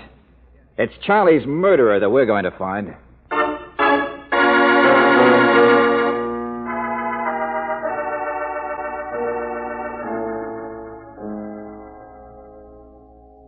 A little out of my line, Miss Brooks. The old-fashioned room. No, it happens to anybody. And with all the excitement going on here, Honey, you don't know how mixed up and upset you can get when you're married to a police dog like that. I guess that isn't any worry of yours. Did you see Bo Stillman when he was here last night? Gosh, no. I mean, it was a complete surprise when I found he was here. But I didn't talk to him or anything. Sit down, won't you? Oh, thank you. This is a nice room. You didn't see Charlie last evening either, did you? Not after dinner dishes. Then I did some bacon. Mac, he was asleep already. I went out for a little walk. Mm-hmm. Poor little Charlie. Mac was rough with him sometimes, but I never was. Hey, why'd you come in here? What do you want? I told you. Just to see how you were feeling. No, you didn't. You thought I was up front in the lunchroom. All right, have it your own way. Well, what do you want? What do you come snooping here for? Lucy, what's in the little bag behind the door there? Hey, you get out of there. You get out of there. Put that down. That's the best. Well, we nice girls, though. I'm sorry, Miss Brooks. Only please don't open that. There's nothing important in there. I'm sorry, too, Lucy. You're right. There isn't what I was looking for. I just thought what gaudy decorations a pair of pearls would make for... For a gaudy girl, is that what you were going to say? No, Well, anyway, they're not here. Only a change of underwear, slip, roll of $30, $40, $50. Extra stockings. When were you planning on running away? None of your business. It's none of your business. Well, saved by the bell, George. Why, Mr. Valentine, we was just having a talk when Come on, she Brooksy, said... never mind. What? Mrs. Stillman, a deputy sheriff's going to stay here until we get back. To make his job easy, we'll take Guthrie with us. George. We're going for a ride with the highway patrol, Angel. Lucy, that husband of yours got away. He must have taken out of here faster than his cousin ever drove.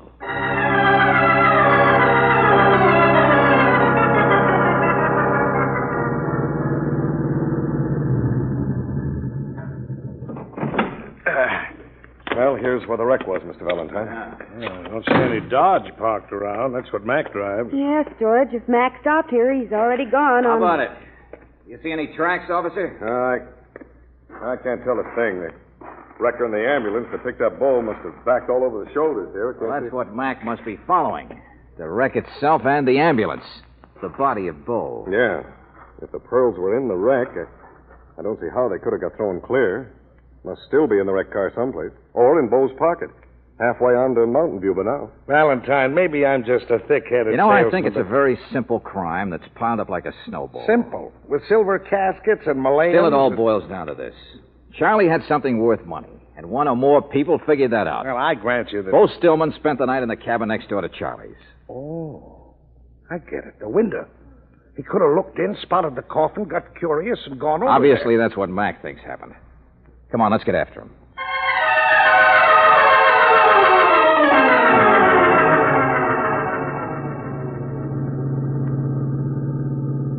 I must be gaining on him, sir. There's Pepper's egg truck up ahead. Well, come on, officer. Step on All it. right. Can't you get by the truck now? I can't see how. I'll give Pepper a touch of the siren so he'll let us pass him. You know, I've been thinking about Lucy. The way she's been acting all day. Nervous Nellie. Oh, I doubt if she'd tap Charlie on the jaw herself. But suppose her accomplice did. Her boyfriend. Valentine, I told you once before, I never saw Can't you much get past that guy, officer? Shoulder's too soft for Pepper to pull over and let us by. Listen, Guthrie, listen. Suppose Lucy's nervous because everything's going wrong. A tap on the jaw didn't just knock Charlie out, it killed him. And then there was Bo Stillman, the cabin next door. And suppose he didn't do it himself, but suppose he saw it done. Look, I'm still telling you, A little crime with everything going wrong and snowballing. And the ones who did it scared to death, running. These blasted curves, these slow trucks. There. Pepper's waving you to come on. He can see. Yeah, it's a nice guy. Hey! Give me that! Let go of that wheel. George! Hang on, hit the brakes. It wasn't Charlie who was murdered, it was Bo Stillman. What? Pepper's a nice guy, huh? He can see if there's any cars.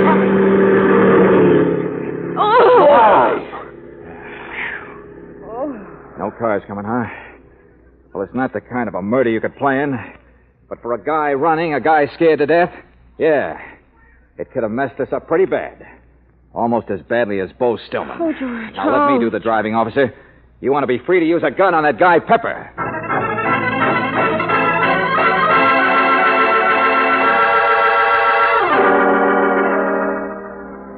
Yeah, I'll get out, Mr. Valentine. Gee, back there, I didn't see that other car coming. No, not much. Honest, I was just... Stand on your legs. Stop wobbling. Oh, look, I haven't done nothing. No, you just tapped a guy on the jaw to get some pearls for a girl. Huh? I should have guessed you were Lucy's boyfriend, Pepper.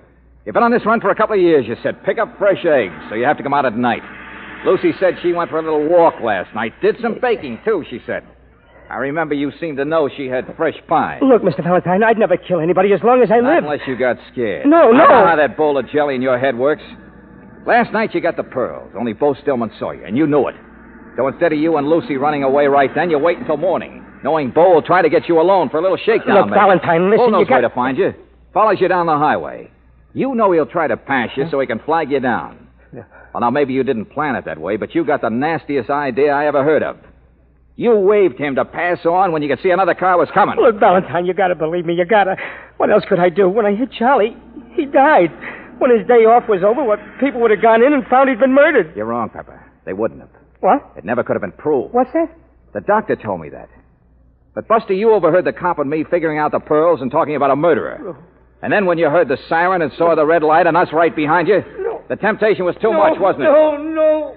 Pepper, I think you proved you're fit to hang.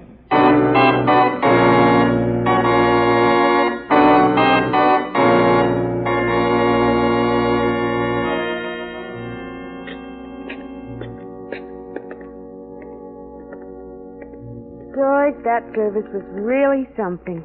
Yeah, it sure was all right. People wearing top hats. The works. None of these people even knew the little guy. Charlie George Washington wasn't quite the usual man. A little, lonely, sick fellow. Wonder what he thought about. Well, he was a pretty sharp operator. He made a good deal with the funeral parlor. Had them send out his coffin in advance. He arranged for all this. Yeah. Look what it cost him. His pearls, his earrings. He'd already signed them over to this outfit. If you ask me, he might have cashed them in earlier and enjoyed his life. Maybe he just wanted to enjoy something else. The bluebird, huh? The pot of gold at the end of the rainbow. That's what I mean. I guess only Charlie had the answer. Yeah. Keep it in the future. The dream. Yes, darling, but you can overdo this future business, you know. Hey, what is this?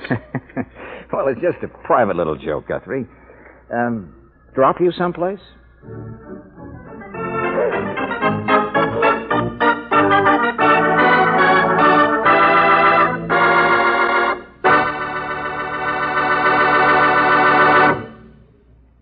If your car has an oil filter, don't forget that it's a real money saver for you, but only if it is serviced every 6,000 to 8,000 miles. Neglect the oil filter beyond that mileage, and it readily becomes a liability by letting dirt, grit, and carbon circulate through precision-fitted engine parts. You can actually see and feel the difference by comparing a new filter element with one that's used up. You'll find the new one weighs less than a pound, and the old saturated one may easily weigh 4 or 5 pounds. A new oil filter element, by the way, is not only the surest way to keep fresh oil clean longer and to protect your motor, it's also the most economical. So if you haven't had that wear-saving filter cartridge replaced in 8,000 miles, why not do it tomorrow? It's another protective car-saver service you can get at independent Chevron gas stations and standard stations, where they say and mean, we take better care of your car.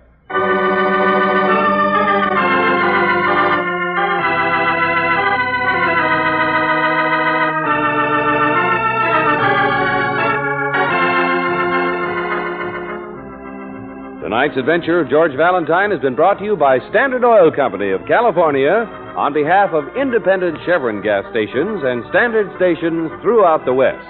Robert Bailey is starred as George. Let George Do It is written by David Victor and Jackson Gillis and directed by Don Clark. Virginia Gregg appeared as Brooksy. Alan Reed was heard as Guthrie, Louise Arthur as Lucy, Larry Dobkin as Mac, Phil Boucher as the officer, and Walter Burke as Pepper. The music is composed and presented by Eddie Dunstetter, your announcer, John Heaston.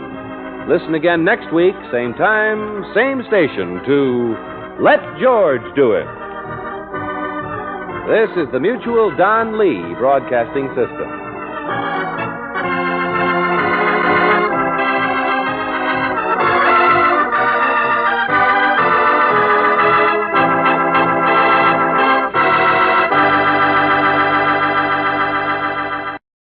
Welcome back. Well, once again, we get to hear from Alan Reed, who was one of those actors who really played a big role in so many of the Hollywood productions. This one definitely had some twist in it, and even the announcer got in on it.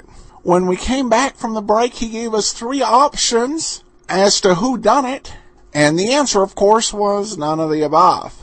All right, well, now we turn to listener comments and feedback. Jacob asked, "Hey, Adam, a while ago you had a listener asking about a recruitment ad for the Merchant Marines, and I found it. It's at the end of the 2nd episode of The Adventures of Father Brown. Love the show. Keep up the great work. P.S. My mom wants to know if you have had your tonsils out." Well, Jacob, that is a new one.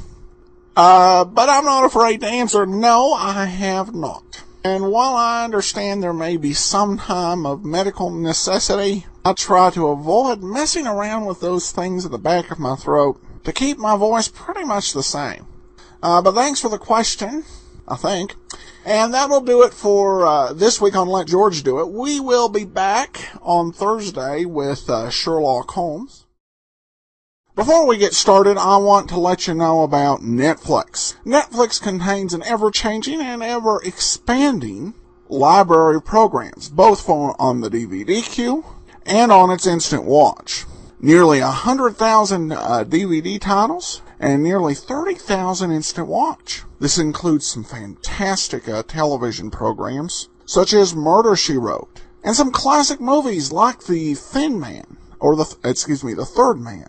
Charlie Chan and Ellery Queen, you'll find it all on Netflix. You can try Netflix out for free by going to netflix.greatdetectives.net, or if you're in Canada, go to netflixca.greatdetectives.net. Now it's time to listen to today's adventure, Wisteria Lodge.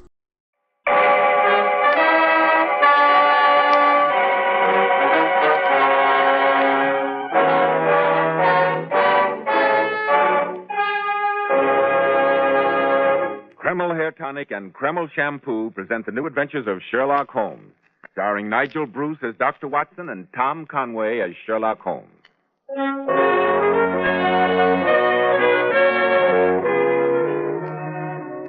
Now, once again, here we are in Dr. Watson's comfortable study. Good evening, Dr. Watson. Good evening, Mr. Bell. Sit down, my boy, and make yourself comfortable. Thank you. Warm tonight, isn't it? It is indeed. Quite summery, in fact. Let's see. Tonight you're going to tell us about the strange adventure of Mr. John Scott Eccles at Wisteria Lodge, aren't you? Yes, and I think I can promise you that you'll find it weird enough to make you shiver a bit, in spite of the weather. Good. I can hardly wait. Men, if you want that prosperous, successful look which stands out in the crowd, remember, well-groomed hair means a lot to a man's appearance. And I'm sure you'll want to know why so many of America's most prosperous and successful men use Kreml Hair Tonic. You see, Kreml contains a special combination of hair grooming ingredients which is found in no other hair tonic. This is why Kreml gives a man's hair such a natural, well-groomed look. Why it keeps hair neatly in place longer. Yet Kreml never leaves hair looking or feeling greasy, sticky, or dirty. Kreml never leaves hair feeling cakey or stiff.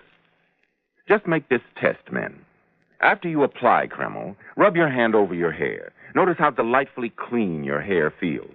Notice how no greasy film comes off on your hand or your hatband. Kreml always gives your hair such a handsome, clean-cut appearance, as if your barber had just combed it. At the end of the day, your hair looks just as neatly groomed as when you combed it in the morning. Buy a bottle at any drug counter. Kreml, Kreml Hair Tonic. Now, Dr. Watson, what about the strange experience of Mr. John Scott Eccles and Wisteria Lodge? It was a bleak, wintry day. The year was 1892, I believe. We were in our rooms in Baker Street, and Holmes had received a telegram during lunch. He'd read it and sent off a reply. The lunch things were subsequently cleared away, and Holmes was standing in front of the fireplace, smoking his pipe, a thoughtful look on his face. Suddenly, he turned to me with a mischievous twinkle in his eyes. Watson, you are supposed to be a man of letters. How would you define the word grotesque? Grotesque? Why, something strange, remarkable. No, there's more in it than that. Grotesque. There's an underlying suggestion of the tragic and the terrible. Yes, but why all this introspection? Who's been using the word now? This telegram. Read it. Oh, let's have a look. I've just had most incredible and grotesque experience. May I consult you? Signed J.S. Eccles. And sent from the Charing Cross post office. Eccles. I wonder if it's a man or a woman. Man, of course. No woman would have sent a reply-paid telegram. No? No. She would have come herself. And that, if I'm not mistaken, is Mr. Eccles himself. Let's take a peek at him before Mrs. Hudson lets him in. Watson, don't joggle the curtain like that. It's too obvious. Respectable looking, eh, Holmes? Notice the grey whiskers? Pompous old bird. Yes. Everything from his spats to the gold-rimmed spectacles and top hat pronounce him a conservative. A churchman, a good citizen, orthodox and conventional to the last degree. Yes, but what is such a paragon coming here for? Accidents, my dear Watson, sometimes happen even in the best regulated circles. Shh, here he is. Come in. Good day. Mr. Eccles, I presume? Yes, Eccles. John Scott Eccles. I've just had a most upsetting and unpleasant experience, Mr. Holmes. Most improper, most outrageous. Pray sit down, Mr. Eccles. Oh, thank you. This is my colleague, Dr. Watson. How do you do, sir? It's an outrage. That's what it is. Oh, sorry. May I ask, Mr. Eccles, why you didn't come to me at once? What do you mean? It's now 2:15. Your telegram was dispatched at 1:15. And yet one glance at the somewhat disheveled state of your attire shows that the disturbance dates from the moment of your waking. You're right, Mr. Holmes. I never gave a thought to my appearance. My one idea was to get out of that house. But I've been busy since then, running round to the house agents, you know. The fellow's rent was paid right enough. Come, Mr. Eccles, I'm afraid you've acquired my friend Dr. Watson's deplorable habit. Huh? He is prone to tell his stories wrong end foremost. Now, look here, Holmes, I really don't see why... Don't interrupt, Watson. Now, Mr. Eccles, will you please give us the facts of the case? Now what? Come in. Aha! Oh, so it's you, Lestrade, the watchdog of Scotland Yard. I might have known no one else would come thundering at the door in that fashion. I thought I'd find him here.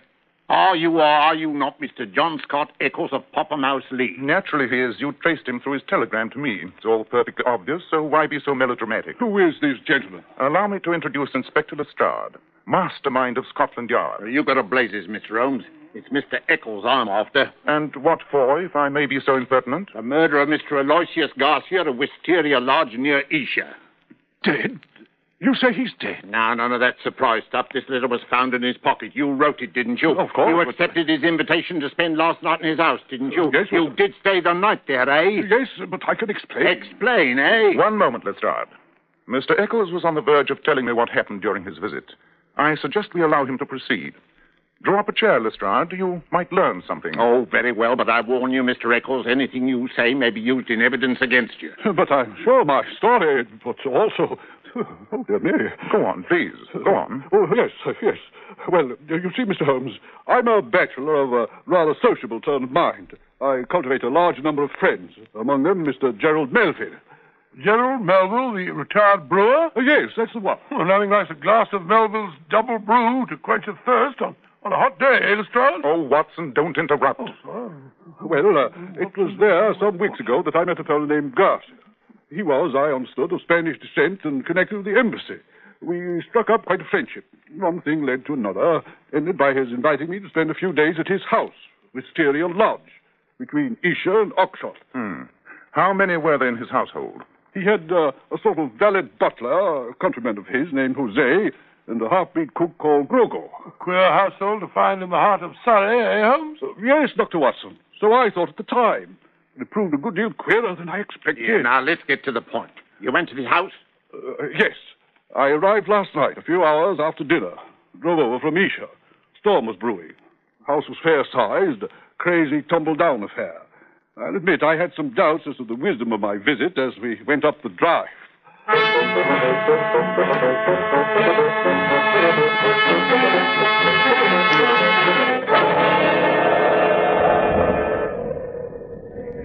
Delighted to see you, my dear friend. Delighted. I was afraid you might not reach this place before the storm arrived. Jose, you will take the Senor Eccles things to his room. The one in front, across the hall from my own. Si, senor. Ah, that is he, my priceless Jose. A bidding-looking fellow, I must say, Garcia. Looks more like a brigand than a servant. Yes, that is what makes him so truly remarkable. Ah, but come in here into my study. There is a fire and some good red wine and a sandwich for you which my good Grocco has made especially. In here. Come. Oh, yes, oh, thank you. Well, this is better.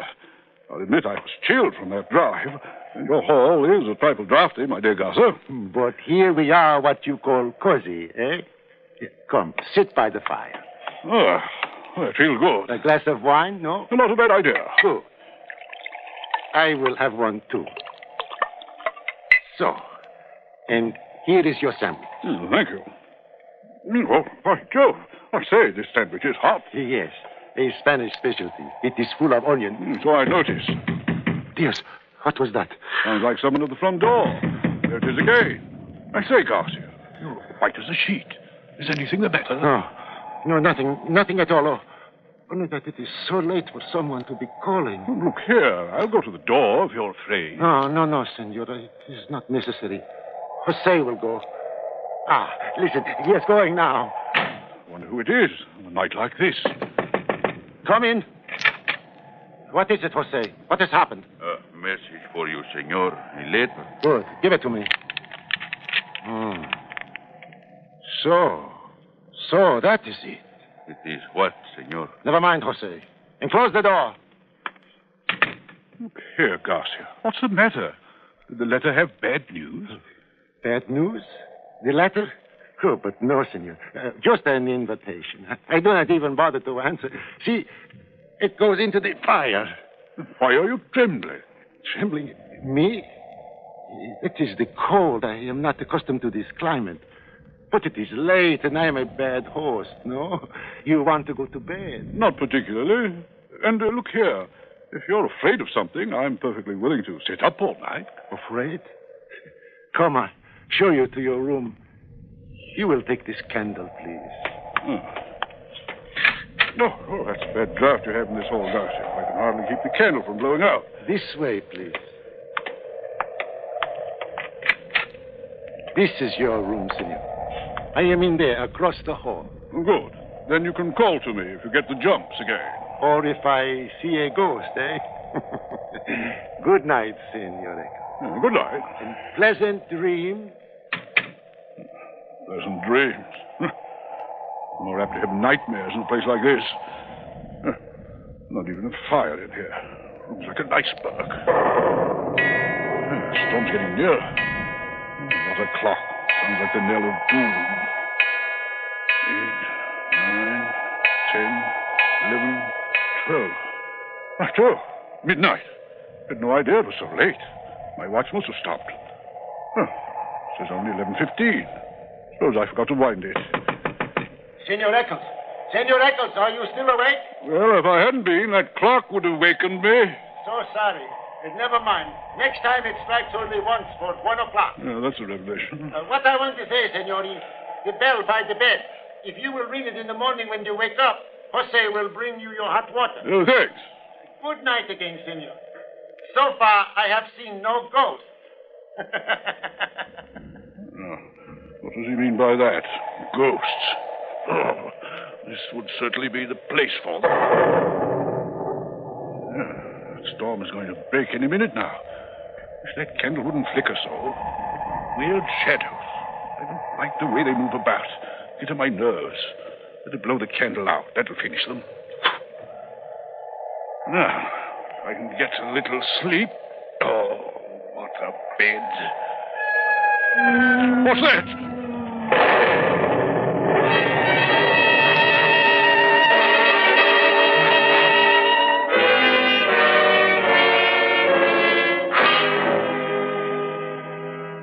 So you think you heard a scream, Mr. Eccles? Well, I wasn't sure. The storm broke at about that time. It may have been the wind. What a curious evening. The most curious thing about it was the clock. Do you often let your watch run down, Mr. Eccles? No, I can't say that I do. Well, next morning the storm had cleared.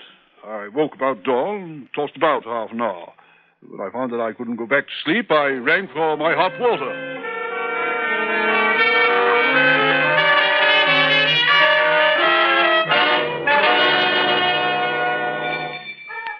Oh, what a place. That bed should be in a museum. Oh, it's even colder than last night. Confound that, Jose. Where's my hot water? Never did like the country. That fellow's probably still asleep. Maybe if I shout. Jose! I say, Jose! I don't like it. This place is too quiet. Jose! Grogo, where are you? What the deuce? Why doesn't all this bellowing wake Garcia? Must be a sound sleeper. Garcia! Garcia, are you up? Confound the man. Oh, you don't suppose? Oh, nonsense. I'm getting as jumpy as he was last night. Garcia, wake up! I say, I better go in and see if the man's all right. I say, Garcia, are you... Garcia! What? Well, look here. He's gone. The bed hasn't been slept in. Garcia! Jose! Garcia!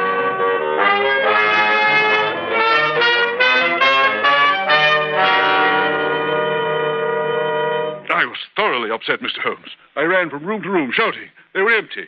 The men were gone. My host, the footman, the cook, all vanished in the night. Quite a unique experience, eh, Watson? Yes, one of the most... I was furious. I packed my bag, set off to visit the chief land agent in the village. But I found everything in order. Garcia had rented the place right enough, but even paid 3 months in advance. My next step was to come into town, call at the Spanish embassy. Yes? They had never heard of Garcia. That is the end of my story. Well, I admit it seems to fit in with what we discovered at Wisteria Lodge. We even found the note you spoke of. But Garcia threw it into the fire. I saw him do it. It was a dog grate. He overpitched it. I found this crumpled up at the back. Yes, that's it. I recognize the paper. May I see it? What's it say? Our own colors. Green and white. Green open, white shut. Main stair, first corridor, 7th right, green baize. Godspeed, sign D. Woman's writing. An assignation of some sort, I'd say. Well, why should he turn pale if it was just an amorous intrigue? It was more than that. She writes Godspeed. It was a serious and dangerous undertaking. Who do you suppose she is? She signed us up D. He was Spanish, and she must have been too. D. Ah, that might stand for Dolores. Very good, Watson. Oh, thank you. But unfortunately, she wasn't Spanish. Wasn't Spanish? Why not? She writes to our Spanish friend in English. And there were others in it, too. The envelope is addressed in a different hand, a man's writing. And the print of a man's cufflink has been pressed into the sealing wax. A remarkable note. There's something about it I don't quite like. Lestrade, where did you say Garcia was found? Oxshot Common, about an eighth of a mile from his home. Head battered in. Footprints? Well, there weren't any we could see. The rain had washed them out. Robbed? No. His watch and money were left intact. Well, Mr. Eccles, if you don't mind stepping around the yard, I'd like your story in writing. Certainly. I'll come at once.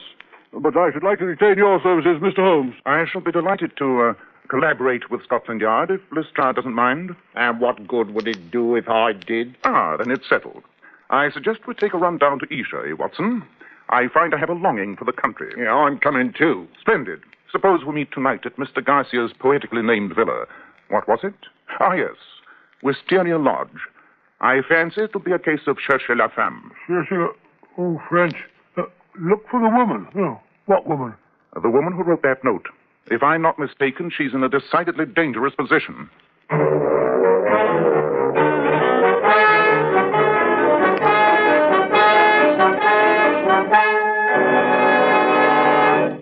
In just a moment, we'll find out what Sherlock Holmes discovers on the visit to Wisteria Lodge.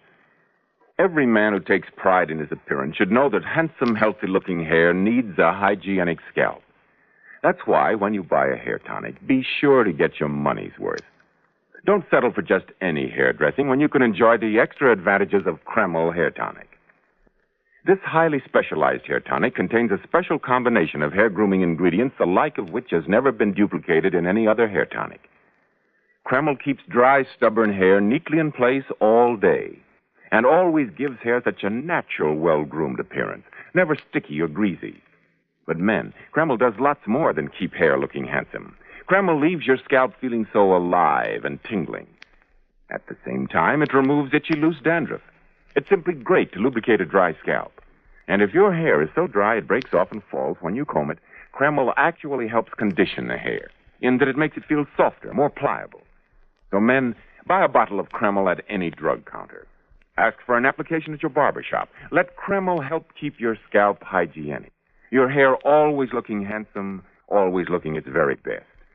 Kreml, Kreml Hair Tonic. Now, Dr. Watson, you and Sherlock Holmes went down to Wisteria Lodge. Yes, Mr. Bell. That night found us walking in the neighborhood of Isha. It was pitch black, and there was a wind blowing.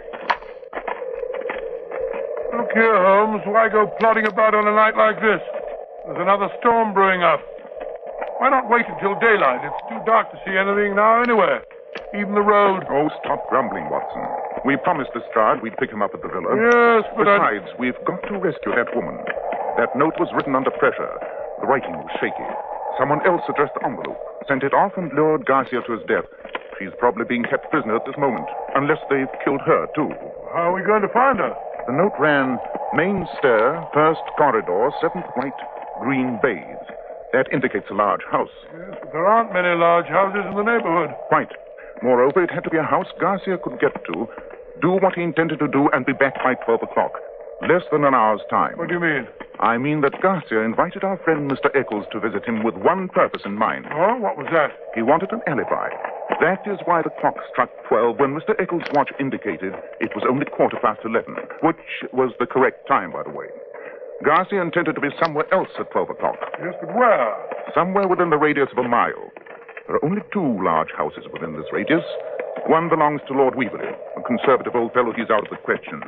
The other, High Gables, was rented just last month by a man who calls himself Henderson, but who looks like a foreigner. The whole house is run by foreign servants, with the exception of an English governess for his little girl. You think that she may be the woman in question? I only know she has not been seen for the last 3 days. It looks bad. Well, if I'm not mistaken, that is a light from Wisteria Lodge shining through the trees. Yes, the Lestrade's here ahead of us. Lugubrious-looking place. Eh, Holmes? Yes. Come on across the driveway. That's Lestrade sitting in the middle of the study with a light beside him. What's the matter with the man? He's as stiff as a ramrod. Tap on the window, Watson. Oh, it's you. Thank God for that. What's up, Lestrade? Open the window. I never expected to see the day when I'd be so glad to see your face, Mr. Holmes. It's been a bad evening. Here, Watson. Step over the sill. That's it. You can close the window behind you. Now then, Lestrade, what's been giving you the jumps? Well, it's a lonely, silent house, and what with that queer thing in the kitchen, when I heard you tapping at the window, I thought it had come again. It? What is it? The devil, for all I know. I got here a bit earlier. I was sitting here reading a book when all of a sudden something made me look up. And there was a face looking in at me through the lower pane. Great Scott. What was it like? Well, it wasn't black, nor was it white. Sort of a clay color. Like it was dead and had earth on it. And the size of it, twice as big as yours. Good gracious me. But the look on the face was the worst of it. Great goggle eyes and a line of white teeth like a hungry beast. I tell you, I couldn't move a finger. I just shut my eyes and held my breath, and when I got the courage to look again, it was gone. Like that, into thin air. Let's have a look round the house. Wait till you see what's in the kitchen. Well, no time like the present. You know the place, Lestrade. You lead the way. Not in your life. I'll go with you, but not ahead of you. All right. Here. Down this corridor to the right. Watson, you had better hold the lamp. Lestrade's hand doesn't seem to be as steady as usual. This is the kitchen. Untidy-looking place. Look. What an extraordinary thing. Chicken feathers all over the room. Yes. A white cock torn savagely to pieces. And over in that corner is a goat with its throat slit and blood all over the place. How perfectly beastly. Yeah, but that's not the worst of it. Look here, by the sink. Here's something to make your flesh creep. What a sinister, shriveled-up thing. Looks like a barbaric doll or a mummified monkey. That is no doll, Watson. Nor yet a monkey. That was once a human being. A South American native, to be exact. What? Down there, some of the wilder tribes have a secret process by which they can dry and dwarf the bodies of their dead enemies until they look like this. It's a voodoo fetish. And all this mess of blood and slain animals indicates a South American voodoo sacrifice. South American? Green and white, of course. What is it, Holmes? Never mind, Watson. No time for discussion. Hurry. We must go to High Gables and find the governess. She must be made to talk while she's still able.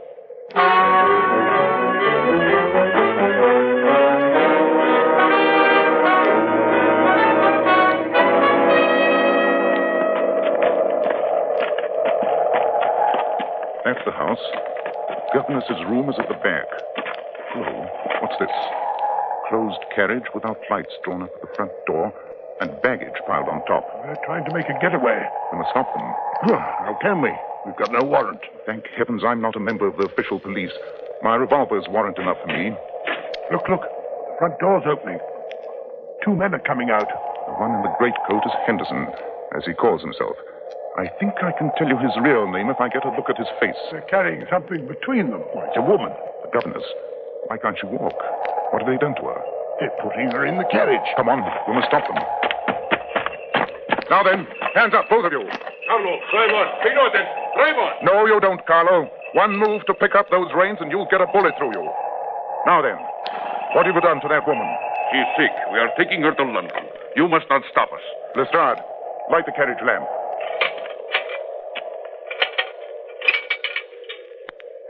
Watson, take a look at that woman. What seems to be the matter with her? Pulse? Pupils of eyes? Yes, she's been drugged. Opium. She's half conscious. You will kill her. She is sick. We must get her to a doctor. Every moment is vital. No. Don't let him. He's a devil. He killed Garcia. Don't listen to her. She's delirious. We must go to a doctor. I am a doctor, my good man. Don't worry. She's in good hands. Dr. Watson will take care of her. Now, Lestrade, if you will remove the gentleman's hat so we can have a good look at his face. Aha. As I expected. Lestrade, arrest this man. He is the murderer of Garcia, and heaven knows how many other poor souls. Yeah, but who is he? Don Murillo, the tiger of San Pedro, the most bloodthirsty tyrant that ever ruled a helpless people.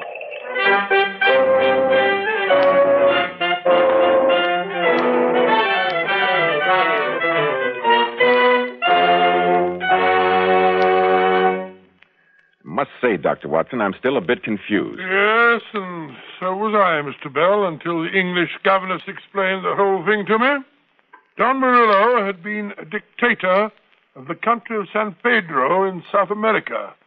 Its colors are green and white. Yes, I know.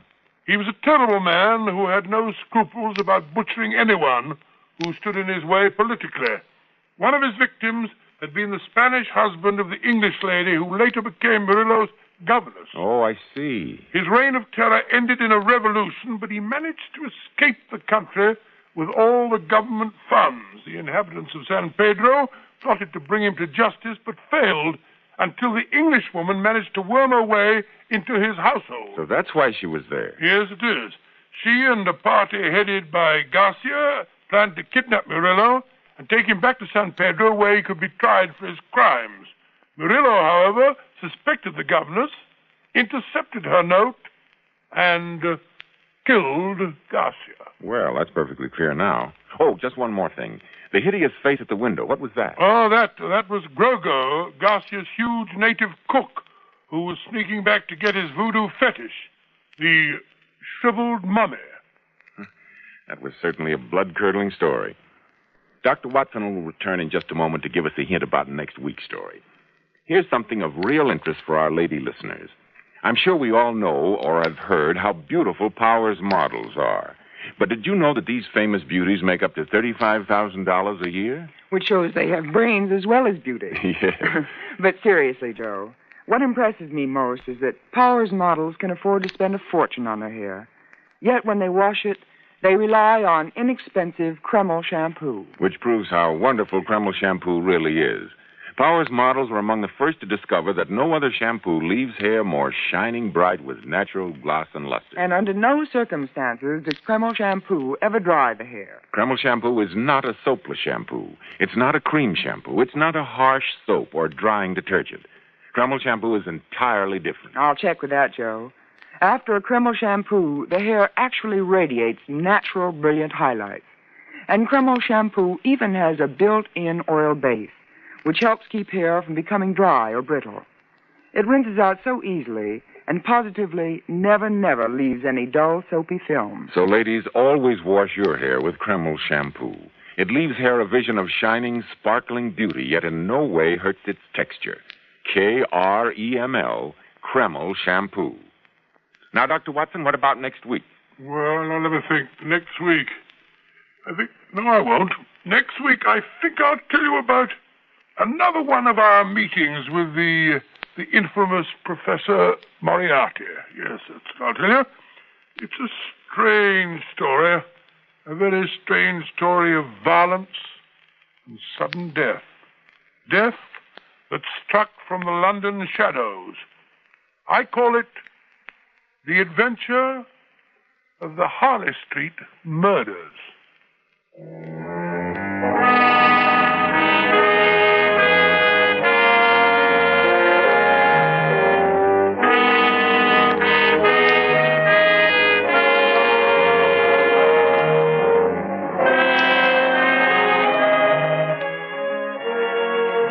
Tonight's Sherlock Holmes mystery was adapted from Sir Arthur Conan Doyle's story, The Adventure of Wisteria Lodge. Nigel Bruce appeared through the courtesy of California Pictures. Tom Conway by permission of Eagle Lion Pictures. The Sherlock Holmes series is produced by Tom McKnight, with original music composed and conducted by Alex Steiner. This is Joseph Bell speaking for Kreml Hair Tonic and Kreml Shampoo, and inviting you to be with us next week at this same time when Dr. Watson will tell us about the adventure of the Harley Street Murders.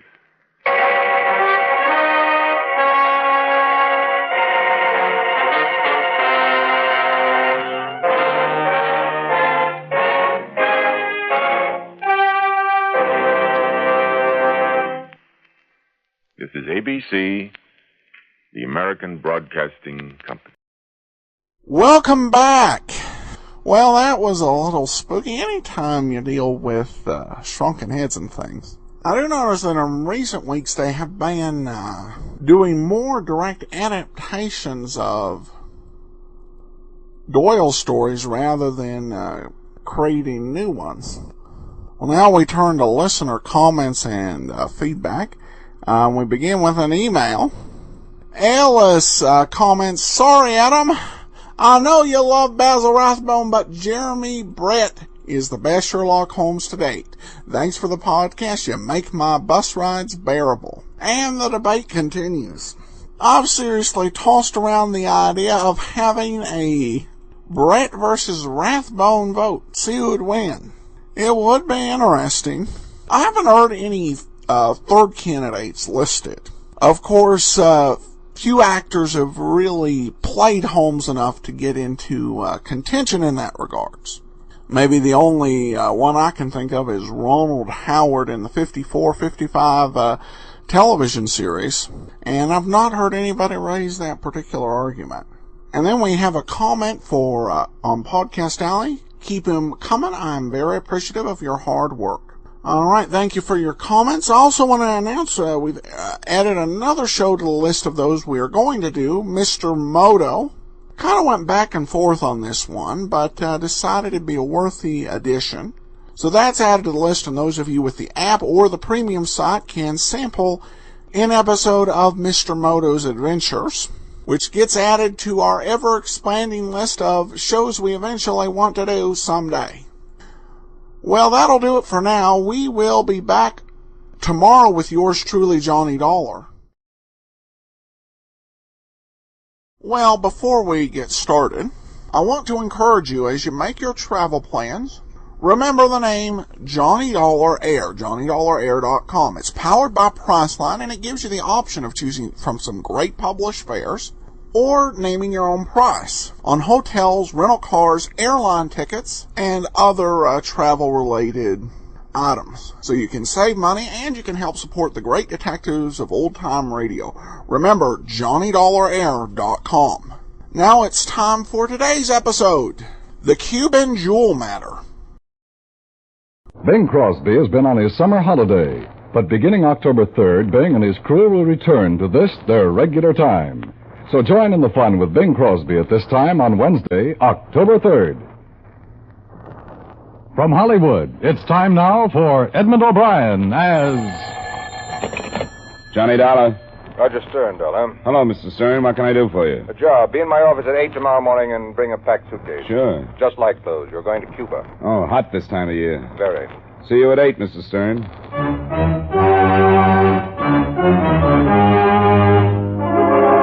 Edmund O'Brien in a transcribed adventure of the man with the action-packed expense account. America's fabulous freelance insurance investigator. Yours truly, Johnny Dollar.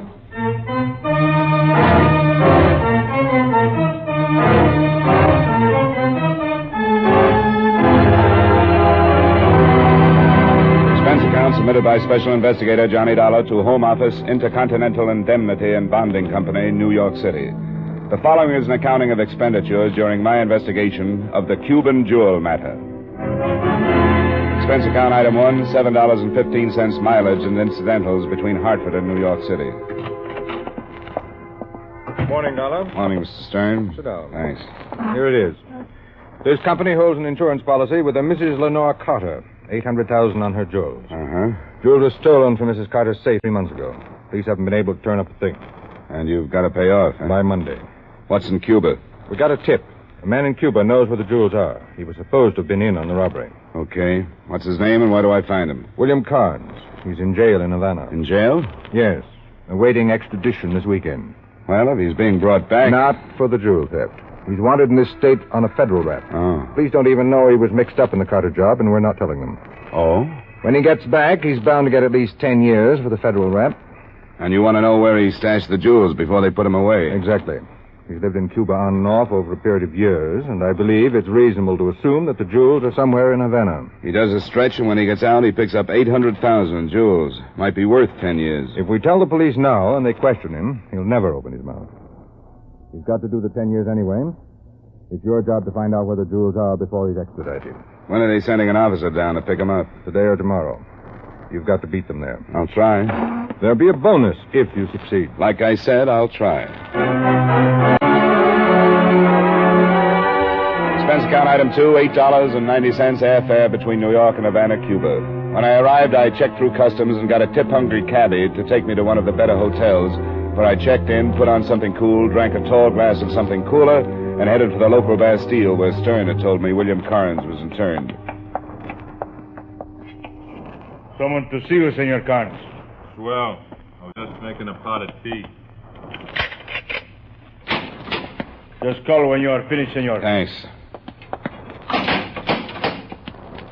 Hello, Carnes.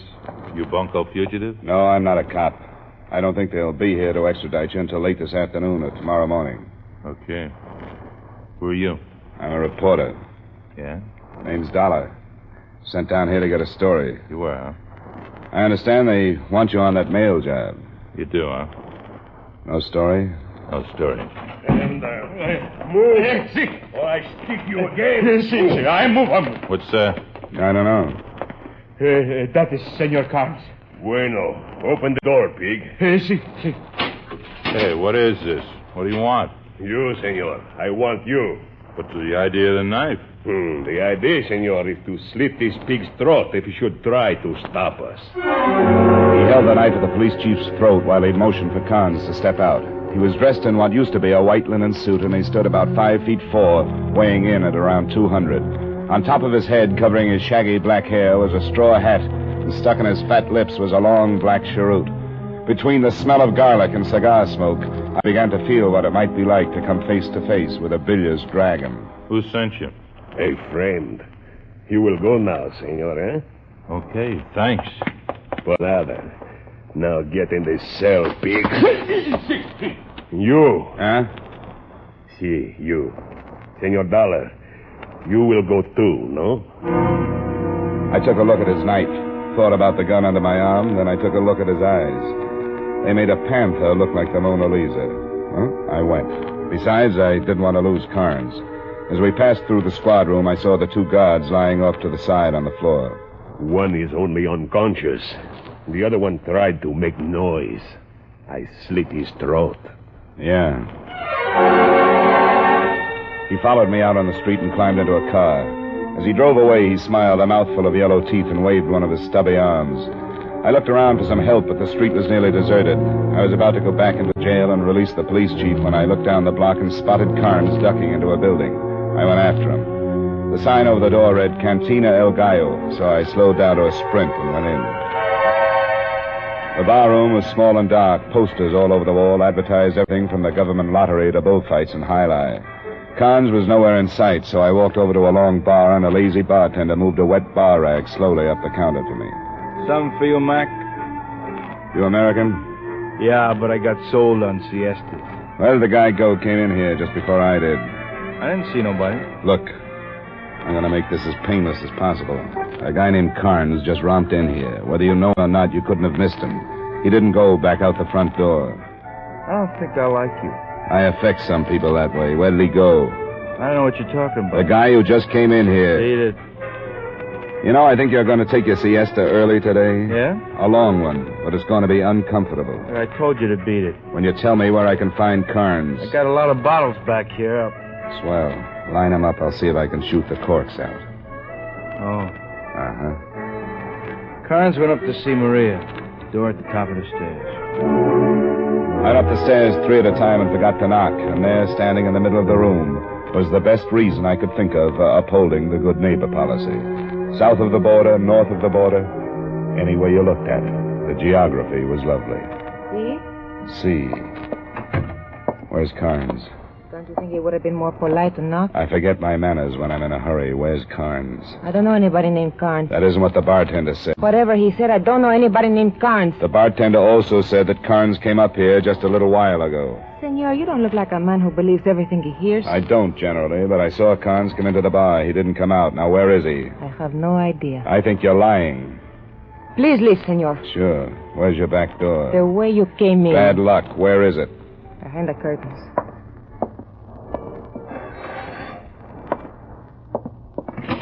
Goodbye, senor.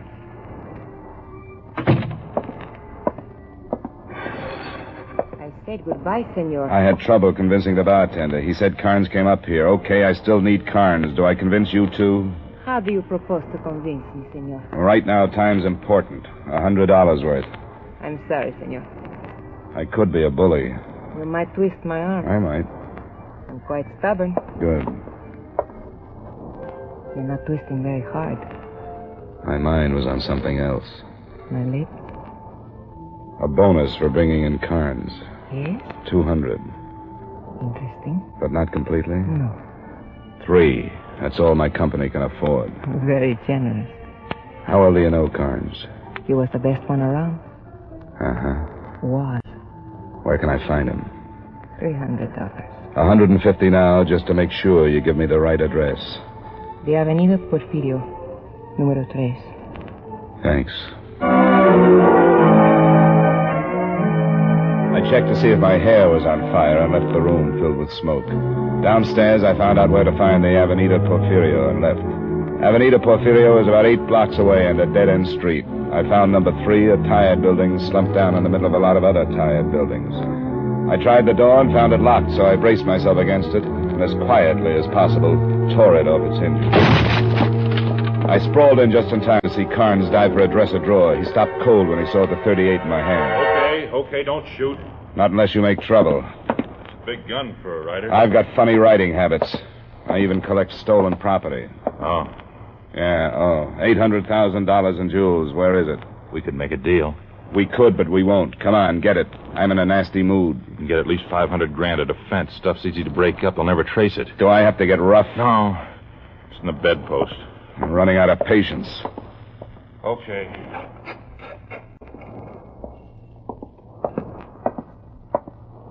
Here. Gracias, senor. Huh? I will take those, senor. Remain facing the window, Mr. Dollar. You're the guy who let me out of jail. See. How could I find what I want if you are locked in that filthy jail, eh? You had better drop your revolver, Mr. Dollar. Bueno. Now you can kick it over to me, eh? Gracias. Now you. The yours. I don't get it. Of course not. I do. Now. Pronto. Okay. Gracias. But you said a friend sent you to get me out of jail. See, a friend of yours, not mine. I think he have good reason for wanting you out, so I follow. Pretty good reason, I think. Now I be rich. Why'd you let me out? I was supposed to let you out, too. Now I do not think you should come after me for a while. I shoot pretty good. Adios, and once more, gracias. Carnes and I both went for the gun in the dresser drawer, and it was like bargain day in Klein's basement until Carnes decided to pick the bedpost and start me on the siesta habit.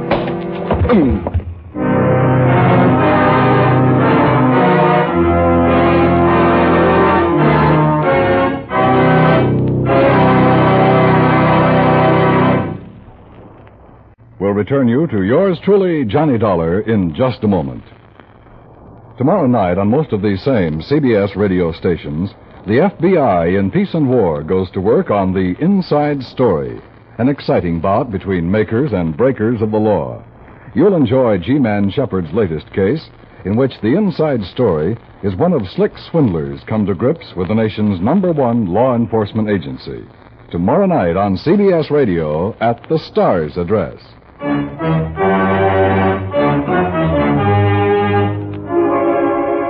Now, with our star Edmund O'Brien, we bring you the second act of yours truly, Johnny Dollar.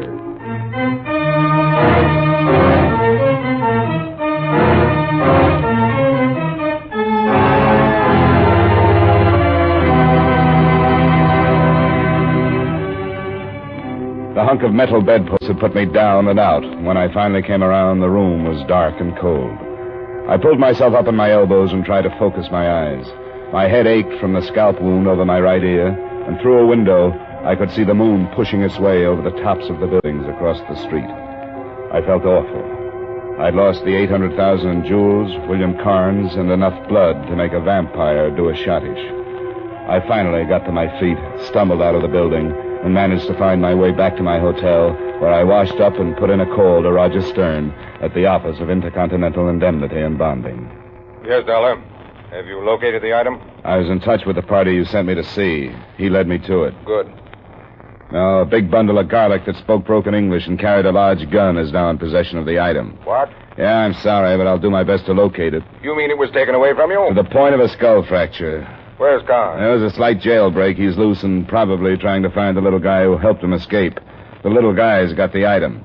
I'd like to know who gave you the tip on Carnes. I can't divulge that. I think it's necessary. Either this little guy knew Carnes had the item, or he knew he was going to lead him to it. He busted him out of jail and then followed him. He even knew my name, and when Carnes questioned him, he said that he was paid to release us. What did this little man look like? Oh, 5 feet 4 or 5, about 200, used a knife on the break, cut a jailer's throat. Now, look, you better tell... Wait a minute. What is it? The police, Senor Dollar. Open the door. What is it? The police. I'll call you back. All right, watch yourself. I intend to. Come on, Dollar, open up. Okay. Hello, Chief. Senor Dollar? You took your time? Yeah. This is Sergeant Evans from the New York Police. How are you? Not too happy. I came down here with extradition papers for William Carnes. I had Carnes until he split my head.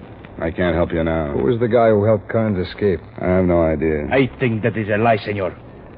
I think not. He knew your name. He called you Senor Dollar. I still don't know who he is. Look, you got into that jail representing yourself as a newspaperman. I'm an insurance investigator. Oh, for what company? Freelance. Right now I'm working for Intercontinental Indemnity and Bonding. What did you want to see Carnes for? Old claim. Tell me about it. Call Intercontinental. They'll tell you about it. I want you to tell me about it, Dollar. This is a confidential assignment. And William Carnes has escaped. You think I helped him? I don't know. Oh, sure. They hired me and said go down to Cuban and spring William Carnes out of jail. What about that guy with the knife? What about him? He knew you. He knew my name. You're splitting hairs. I have to. I'm confused. The pig with the knife killed one of my guards. Then go get him. You're supposed to be a policeman. Look, I think you'd better tell me everything that's happened. Sure. Sit down. I told Evans everything that had happened from the time that I left the jail, leaving out 2 details, Maria, the girl in the El Gallo, and the jewels. I simply told Evans that I tailed Carnes to his apartment, and there we had a fight. Now, what did you fight about? I don't think he wanted to go back to jail. He's lying, Sergeant. He knows more than he's telling. And while you're sitting around with your big fat mouth open, William Carnes and the guy who killed your jailer are running around loose. I do not like the insult, senor. Look, I got my head caved in trying to catch Carnes for you. The insult goes with the way I feel. If you don't like it... Hold it. Now, take it easy. Well, that's a little tough. If you don't think so, try bleeding for an hour. Okay, I'm going to check with New York. You stick around, Dollar. If you try to leave Cuba, that headache's going to get worse.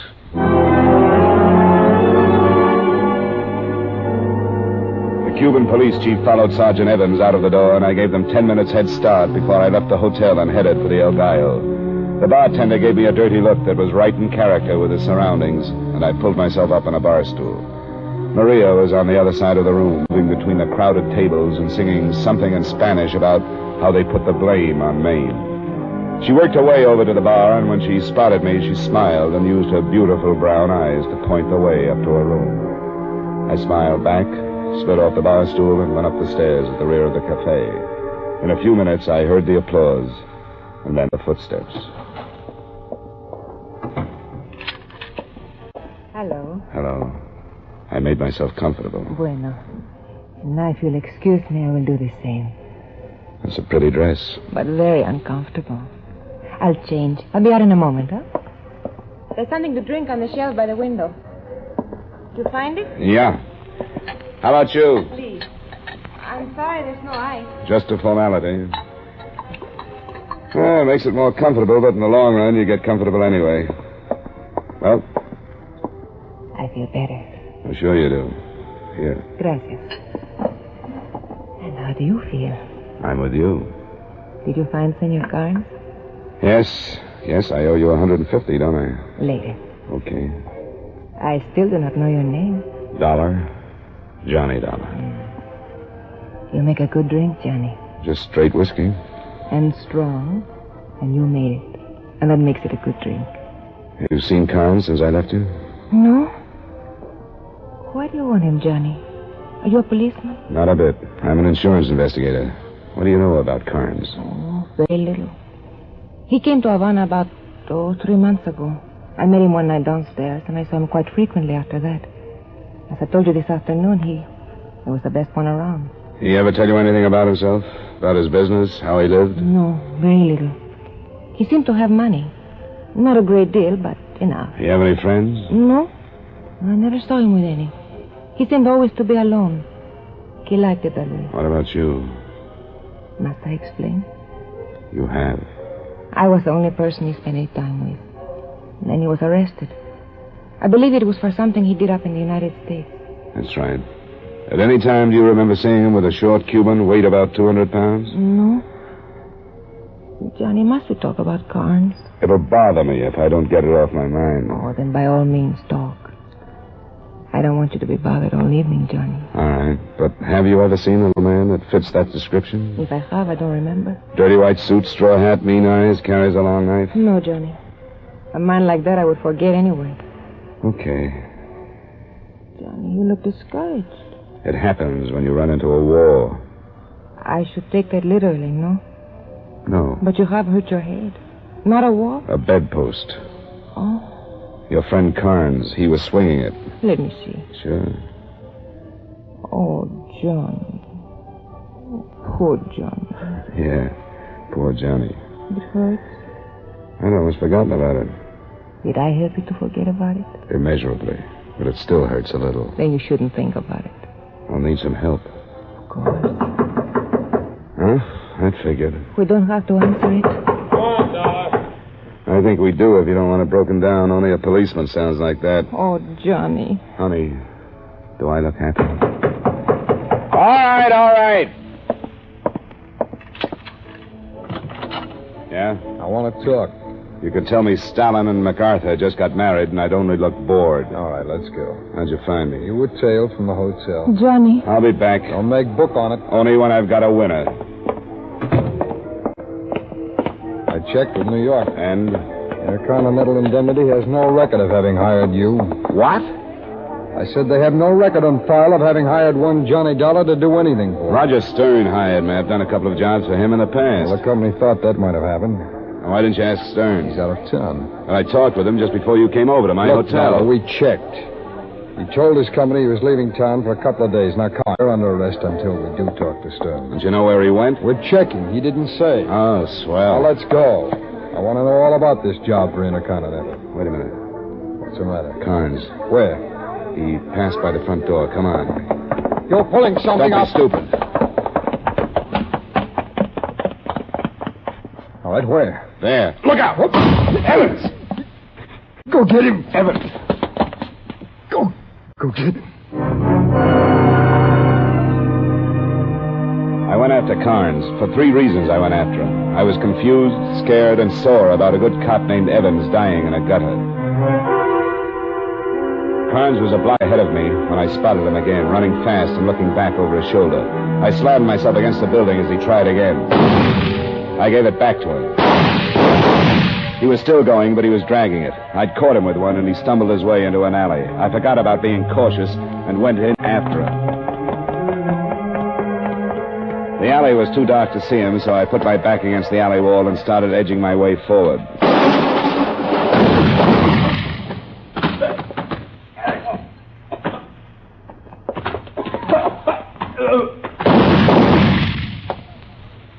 Give it up, Carnes. You're through.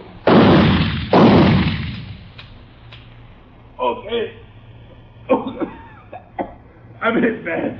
Get me some help. Practically cut me in half. Get me to a doctor. You just killed somebody. I'm dying. A doctor, huh? When you tell me a few things. What? Please, get a doctor. I'll tell you. Why were you busted out of jail? Who wanted you out?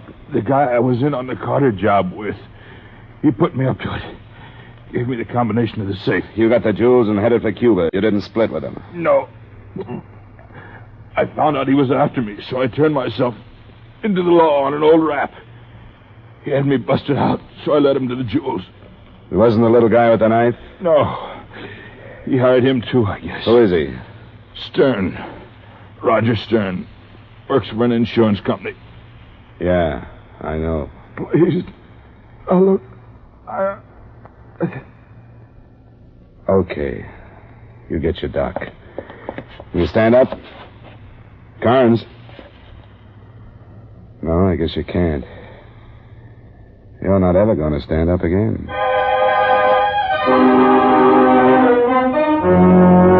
Well, there it was. Roger Stern, the man who'd hired me, was the man I was after. So I got to a phone and I called the Havana airport. The next plane from New York was due in an hour, and because of my phone call to Stern, it was a good bet he would be on it to protect interests. I grabbed a cab, and in 15 minutes I was sitting in it across the street from the airport.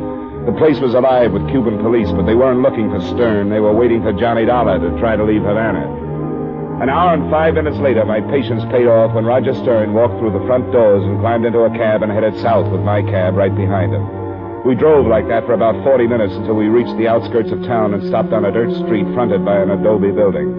My cab pulled up at a safe distance behind, and I got out and watched Stern walk up to one of the buildings and knock on the door. Someone let him in, and I went around back to see if I could find an unlocked window. I did. I could hear voices coming from the front of the place, so I crawled in and picked my way through the darkness. But, Senor Stern, I do not know what you are talking about. You know what I'm talking about. $800,000 in jewels. 800? Oh, Senor, where would I get... Stay right at that table. You don't have to point no gun at me. I did what you paid me for. I got Senor Carnes out of jail so that Dollar could follow him. Dollar called me last night. He said you took those jewels. Oh, Senor, I think maybe this Dollar was lying. I want those jewels. I do not have them, Senor. I warn you. You do not warn me, Senor. I do not scare of you. You better scare. You're wanted for murder. See? And what are you wanted for? I cut a man's throat, Senor. You and Carnes steal the jewels. It seems to me we are both wanted. I'm going to get those jewels. No. Then you do have them. See, I have them. But you're not going to have them. I'm going to give you 10. I told you I do not scare by you. I do not scare by nobody. 1. You do not kill me. 2. You kill me, you go to jail. You're wanted for murder. I'll be helping the police. 3. What about Khan, senor? What if he tells the police? If he does, I'll be in South America. 4. Without the jewel? No, 5. But, senor, you need money. You're going to give it to me. 6. You do not have the insides to kill me. 7. Senor, why do we not be practical? 8. Half for you, half for me. 9. I should get something. I got them for you. 10. Okay. Where are they? In my hat. Hey, you look surprised. A little. Take it off. Throw it in the middle of the floor. Si, senor. Don't anybody move. What's it? It happened fast. Stern spun around to face me, and Juan kept reaching for his hat. Stern pointed his gun, and I thought I was going to have to shoot him, but Juan took care of it. As his stubby little arms went past his collar, it came up with that long knife. He'd thrown it, burying it to the hilt between Stern's shoulder blades. Then he went for the gun.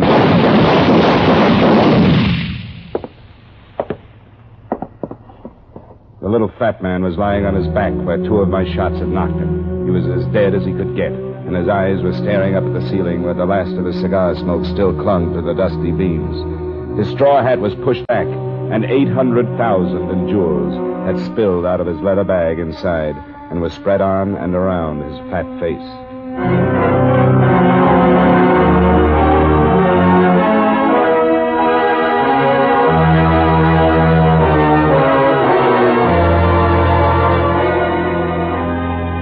When the authorities finally straightened it out, it went something like this.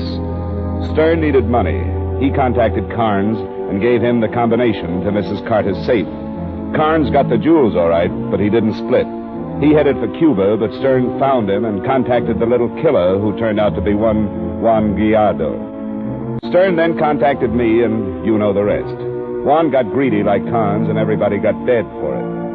Expense account item 3, $300 in payment for services rendered by one Maria, I forget the last name, but she was very helpful. Item 4, $216.73, hotel bill and miscellaneous. Item 5, the same as item 2, plane fare back to New York. Item 6, same as item 1, mileage to Hartford. Expense account total, $708.83. Remarks? I have saved Intercontinental Indemnity $800,000, and Mr. Stern was still an employee when he promised me that bonus. If you think I've earned it, please forward it to my address in Hartford. If it takes more than 2 weeks to clear, I am returning to Cuba for a vacation, so you may send it to the Cantina El Gallo. Yours truly, Johnny Dollar.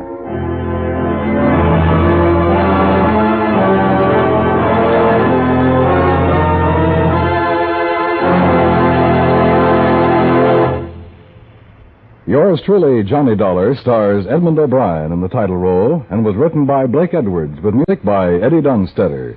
Edmund O'Brien can now be seen starring in the Paramount Pictures production Warpath. Featured in tonight's cast were Ted Osborne, Jack Crucian, Barney Phillips, Nestor Paiva, Lillian Baeff, and Stacey Harris. Yours truly, Johnny Dollar, is transcribed in Hollywood by Jaime Del Valle.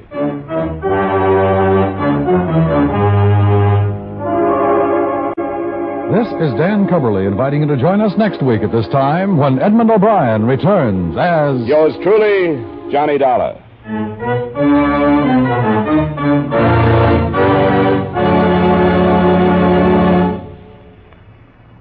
Defense is your job, my job, the job of every American. To stay free, to be strong and secure, our country needs the help of every citizen. Defense bonds provide that help. They help to make America strong financially. They help to curb inflation, and they make the individual family more secure. Defense bonds strengthen the military front, the production front, and the economic front. And just as important, buying United States defense bonds helps you by providing you with a safe, sound, profitable investment. Don't forget, defense is your job, too. Buy United States defense bonds.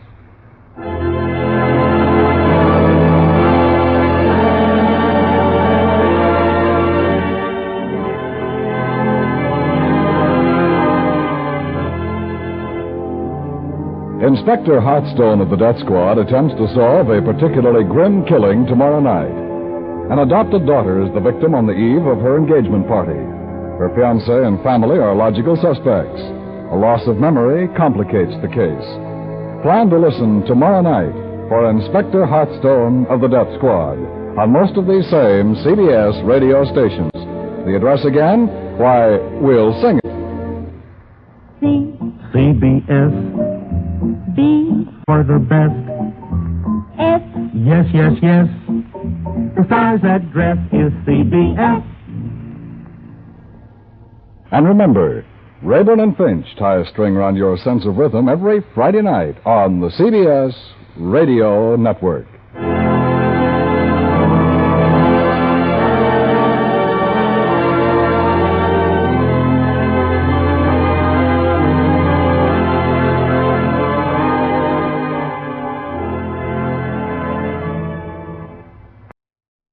Welcome back. Of course, this story has writing credits by Blake Edwards, and Mr. Edwards was better known as the creator of first Richard Diamond, then Peter Gunn, and then the Pink Panther. But an interesting fact is that this particular episode was actually originally an episode of Richard Diamond from June of 1950. This was the third Johnny Dollar script penned by Edwards. The first was the George Farmer matter. The second is one we don't have available, the Blind Item matter. And I have to say, I do like Edwards' style here with this particular script, even though I could definitely get the sense that this was not written with Johnny Dollar in mind originally. I should also mention that we did have yet another lost episode, the Rum Barrel matter, though we're thankfully done with lost episodes for a few weeks. For those of you who have the app or premium site, our first app extra of the month of July is Edmund O'Brien in Man Without a Country. So you can listen to that if you have the app or the premium site. The app is available for your iPhone or through Android, and you can get on the premium site with a tip of $7 or more at greatdetectives.net. Now we turn to listener comments. I think it's fantastic that you can use all these public domain shows, but I wonder if there are any you would like to do, but cannot due to them still being under copyright. This is a great question. I think the BBC has quite a few shows which would be that they had done that would be fun to do, and really aren't circulating at all, but because of copyright concerns, it's just not available to do. There was also a series, the Father Gilbert Mysteries, from here in America. It was pretty good, though these were also hour-long programs. And I would love to take a look at many of the radio revival shows of the 1970s. The CBS Mystery Theater, the Mutual in Sears theaters, and Rod Serling's Zero Hour. Those are some fairly well-regarded shows, and interestingly enough, in many cases, even though these weren't Golden Age shows, they got some of the Golden Age actors involved, like Mercedes McCambridge and Elliot Lewis and Mandel Kramer. I should let you know, we did gather some more information about foreign copyrights for both the UK and for Australia. On research, we found that broadcasts prior to June 1st, 1957 were not covered under copyright law in the UK. So they would be okay for us to do on the program. Unfortunately, there's just not a whole lot of recordings out there of British shows, detective shows before June 1st, 1957. There's a few episodes of A Case of Dr. Morrell, and maybe a few other related broadcasts. And also we found out that Australian programs made before May 1st of 1969 would also be public domain, which would open another world of programs. I'm still going to keep our focus on American radio programs just because there are so many and such a quality, but we'll take a look at those as we've gained some additional clarification on copyright laws. Thanks for the question. We have an email from Dave who says, I stumbled across your site while looking for a new detective series to download on my USB drive to play in the car when XM Sirius's OTR station is playing stuff I don't like.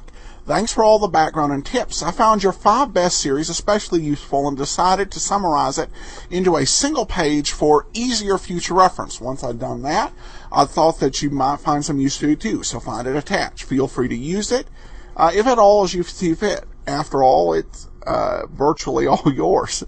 Thanks so much. I think I will use it. Might make a couple modifications, but thanks so much for sending it, Dave.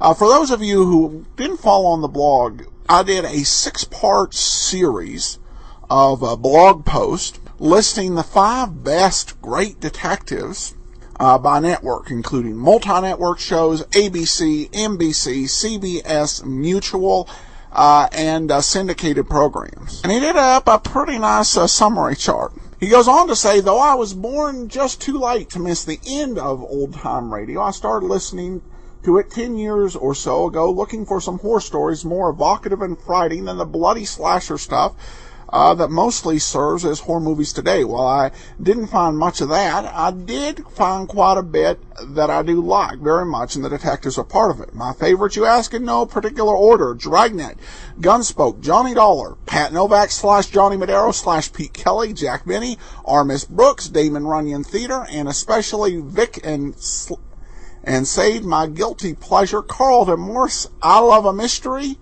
/ Adventures by de Morse, and I Love Adventure. I could probably come up with a couple dozen more that I like just slightly less than these. I listen almost every day. Thank you for all your hard work and devotion. And this comes from Fort Worth. Well, thanks, Dave, and thanks so much for the chart. And I won't go into listing all my favorites, as this will go on even longer than it already has. Well, that will do it for this week. Of course, today is our 450th episode, so join us back here tomorrow for our 450th episode special. We've got, it's a World War II special with 2 great episodes of Suspense. I think you will enjoy it. Before we get started, I want to encourage you, if you've not already, to try Audible. Audible brings you a fantastic world of audio entertainment and information. If you're on the go and you don't have time to read like you should, Audible is a great service. You get 1 audiobook per month included with your membership, as well as a 30% discount on all other audiobook purchases. You can get a free audiobook and try the service out at audibletrial.com/greatdetectives.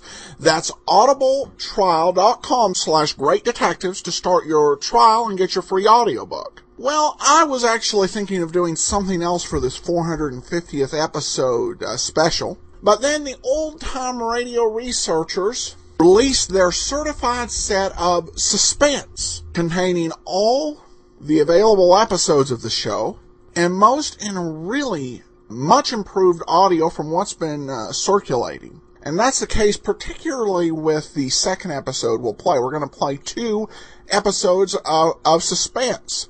And these episodes are going to center around World War II. We've heard a couple of episodes of other programs that came during the middle of World War II. But I've listened more and more to a wide variety of different programs. And World War II changed a lot of writing. It provided some very good, easy villains, some situations of real danger that might arise, as well as some high-stakes gimmicks. Suspense, of course, began its incredible 20-year run in 1942 over CBS.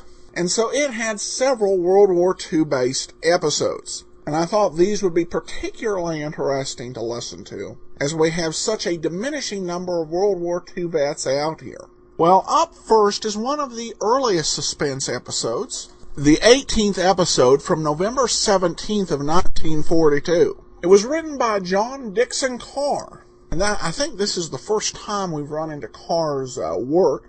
He was known as one of the great authors of the golden age of detective stories that's really been forgotten. His most famous character was Dr. Fell. He also created Colonel March of Scotland Yard. His mysteries at their best were really puzzle-based. And I think you'll see that reflected in today's episode. And now, as you're about to be told by the CBS announcer, a tale well calculated to keep you in suspense. Menace in Wax.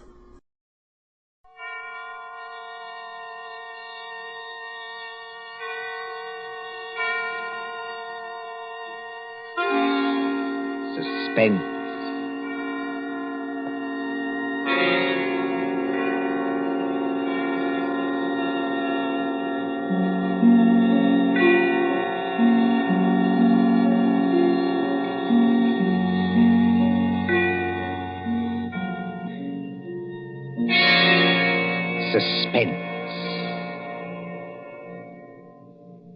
For Suspense, tonight we present Menace in Wax by John Dixon Carr.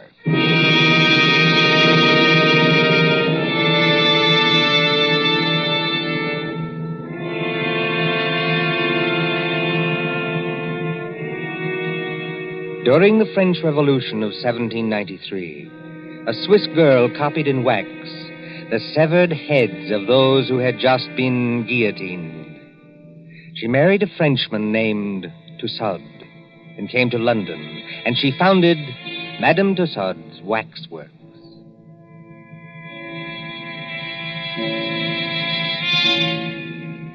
There it is, still in Marylebone Road, near Baker Street Station.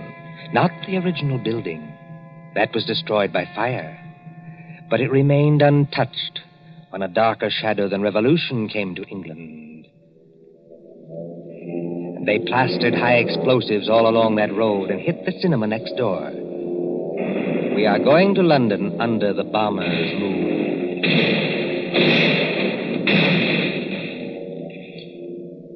Late one night in March of 1941, a young man hurried up to the great glass doors of Madame Tussaud. Hey, open up here. Isn't there a night watchman around this place?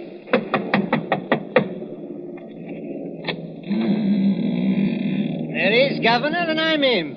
Now, what do you want at this hour of the night? My name is Rogers. I'm from the Daily Record. Oh. If you'll let me get inside, I'll show you my press card. Didn't you get any orders about me? Well, maybe I have at that. Oh, you're the bloke who wants to see the Chamber of Horrors. That's right. All right, you may as well come in. My paper got a tip there's something funny going on around here. Something funny going on here? That's a good one. The rain's not very heavy tonight, is it? No, they're going over. You ain't heard where, Governor? We got a teletype flash. There was the Midlands. Lord lummy, and I've got a sister in Birmingham. Oh, why can't she come and stop in a nice, safe place like London? There's the Regent's Park guns opening up again. Makes your teeth rattle and shakes the hats off the dummies' heads. You know, this Chamber of Horrors is getting to be popular tonight. You mean there's been somebody here before me? Yes. A woman? That's right, Governor. About 5 feet 2 inches tall, very pretty. If you like 'em, brunette and big-eyed and a phony French accent. No, Governor, no. This was only an old lady that lost her handbag. Oh, thank the Lord for that anyway. Now then, what is going on around here? Well, I don't know, Governor. You'll have to ask Pearson about that. Who's Pearson? Oh, he's the bloke that's the watchman down there. He's old and he imagines things. He phoned your piper. Have you got an electric torch? Yes. Then go straight on through the marble hall and down the stairs on your left. And don't speak to the policeman, 'cause he's wax. Yes, that's the way, Governor. That's the way to the Chamber of Horrors. Thank you.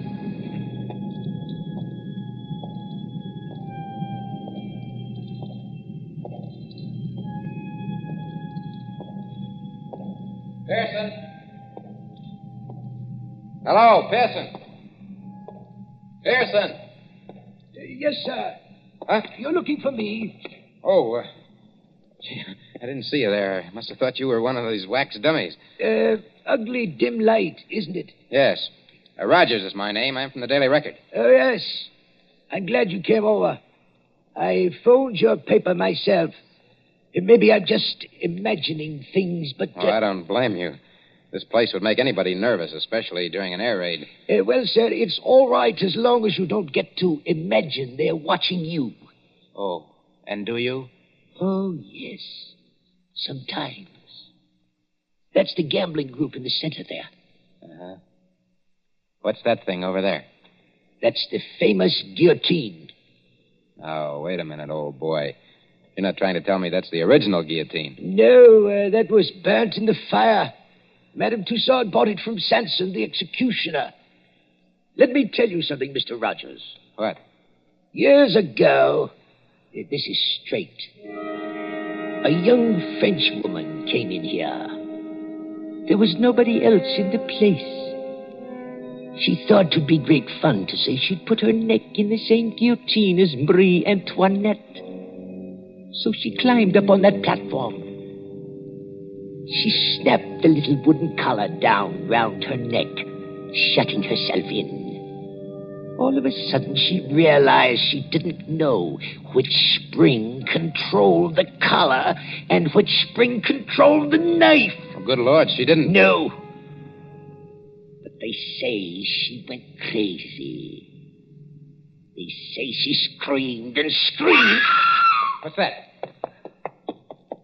I'm sorry. I didn't mean to scare you, but sweet Mama, I'm so scared myself I cannot help it. Susie. Oh, no, not Susie. Susie? You make it so it rhyme with floozy. That is not nice. Why, you little devil. I ought to turn you across my knee. What are you doing here? And will you forget that French accent? You're driving me crazy. You know this young lady, sir? Do I? She works for my paper. She's haunting me. Oh, Bert, that's not nice. I like the way I talk. I only try to give you ideas. That's just what I mean. Now take your arms from around my neck. She's French, sir. Her mother came from New York, like I did. She's got some funny ideas, accents, and disguises. So I dress up as an old lady, and I come along, too. That is clever, no? Definitely no. But I go into what I think is the ladies' room, and there is Jack the Ripper. I'm so scared I almost kick the ghost. Whatever else you do, miss, for the love of heaven, put out that cigarette. It is not permitted? It is what they are most afraid of in this place. Fire. If you vouch for this young lady, Mr. Rogers... I don't vouch for anybody. But go on now. What's all the mystery here at Madame Tussaud's? You see the group over there? It's called the Gamblers. That 3 men and a woman in 18th century costume sitting around a table playing cards? Yes. And about once a week, when the lights are out... Yes? Those dummies do play cards. Is this a publicity trick of some kind? Oh, no, sir. Then what's the game? I'm not crazy. I know they don't actually do it, sir. What I want to know is who changes the cards round in their hands and why. Well, could anybody? Anybody from the outside, I mean, get in to change the cards? Oh, yes. There's a back door. But why would anyone want to break in here just to change those cards around? Mon cher Ben, écoutez. Listen. I have made a discovery. Listen, if you're going to talk, speak English. Or better yet, just keep still. But I have made a discovery. This card game. What about it? It is crooked. Here is a man which has 2 deuces of hearts in the same hand. Listen, Susie, I don't give a... Wait a minute. Let's have a look at those cards. I give you ideas, yes? Susie, for once you're right. And look here. 2 of these players have all the clubs and hearts. The other 2 have all the diamonds and spades. Susie, how many letters in the alphabet? 26, no? And twice 26 is... 52. The number of cards in a pack. Give me a pencil, Susie, quick.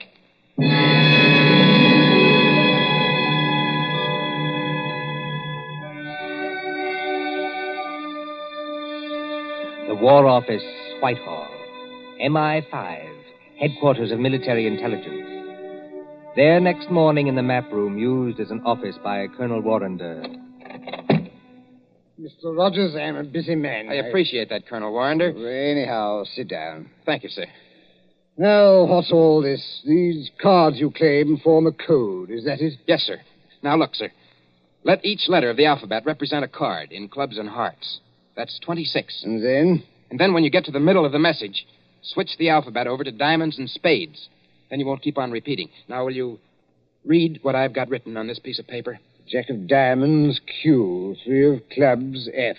Well, that doesn't seem to mean much. Oh, never mind the cards, Colonel. Just read the letters. Q-F-A-C-T-O-R-Y.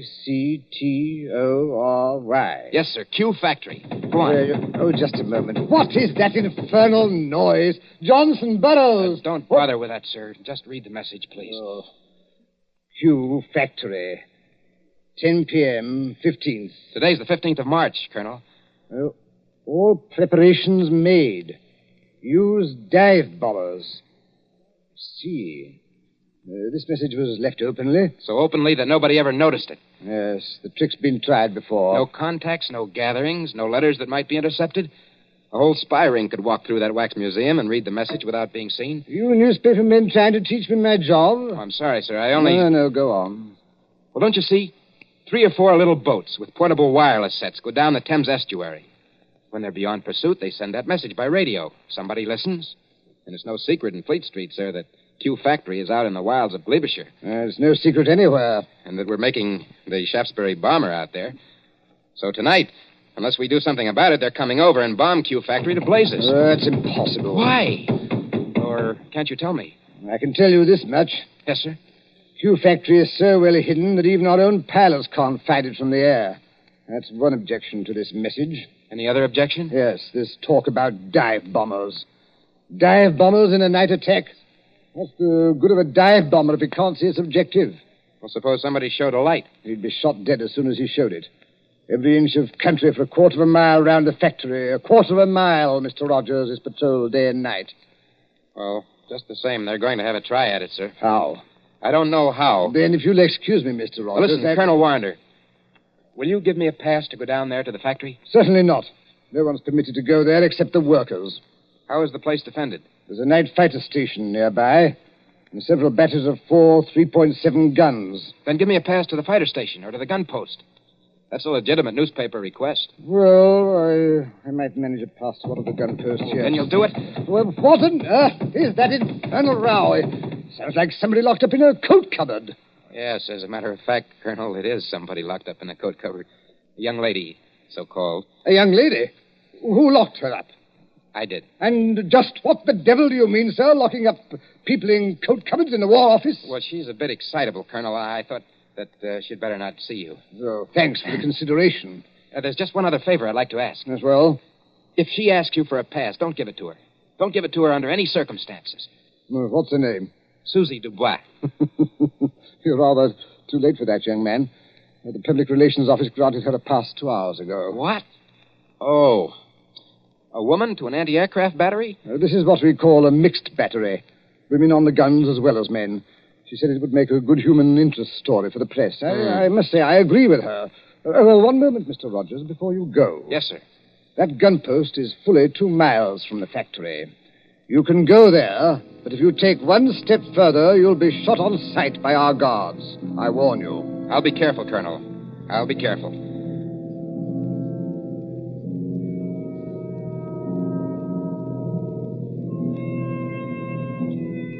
Somewhere in the West Country, a yellow moon shines over bare trees.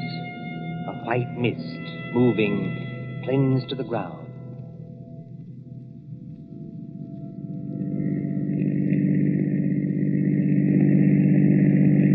Susie, are you sure we're on the right road? Mon cher, they have taken away all the signposts in case there is an invasion. I know that. But I follow the map. The map cannot be wrong. We've been driving for hours. Must be... Yes, it is. Nearly 9:30. Half an hour to go. Trees, and still more trees. Look. There's a break in the trees ahead. It will be open country in a minute. Yeah. That's funny. Look how deep the leaves are here on the road. But one thing I tell you, just between you and me and the bedpost... Gatepost, Susie. The term is between you and me and the gatepost. And speak English. I am speaking English very well, thank you. I do not need your help to be pure. All right. Now, this map. Well, what about it? It say we should go through a lot of villages. Mitford, Archidine, and Saffron-Weville. I have not seen any villages. Did you say Mitford? Oui, monsieur. Susie, let me have a look at that map. Come on, hand it over. But what is wrong? It is a perfectly good map. Yes, Susie. It's a fine map. It's an excellent map. Only it's a map of the wrong county. I have made a mistake? No? I don't even believe you can read. This is a map of Barsetshire. We should be somewhere in Glebeshire. Now, where in the devil are we? With the entrance to some kind of clearing with leaves on it. Oh. What was that? Somebody calling us. And if we're in forbidden area... I see him now. Where? Behind us. He came out of a white cottage back there. He's a big, heavy man.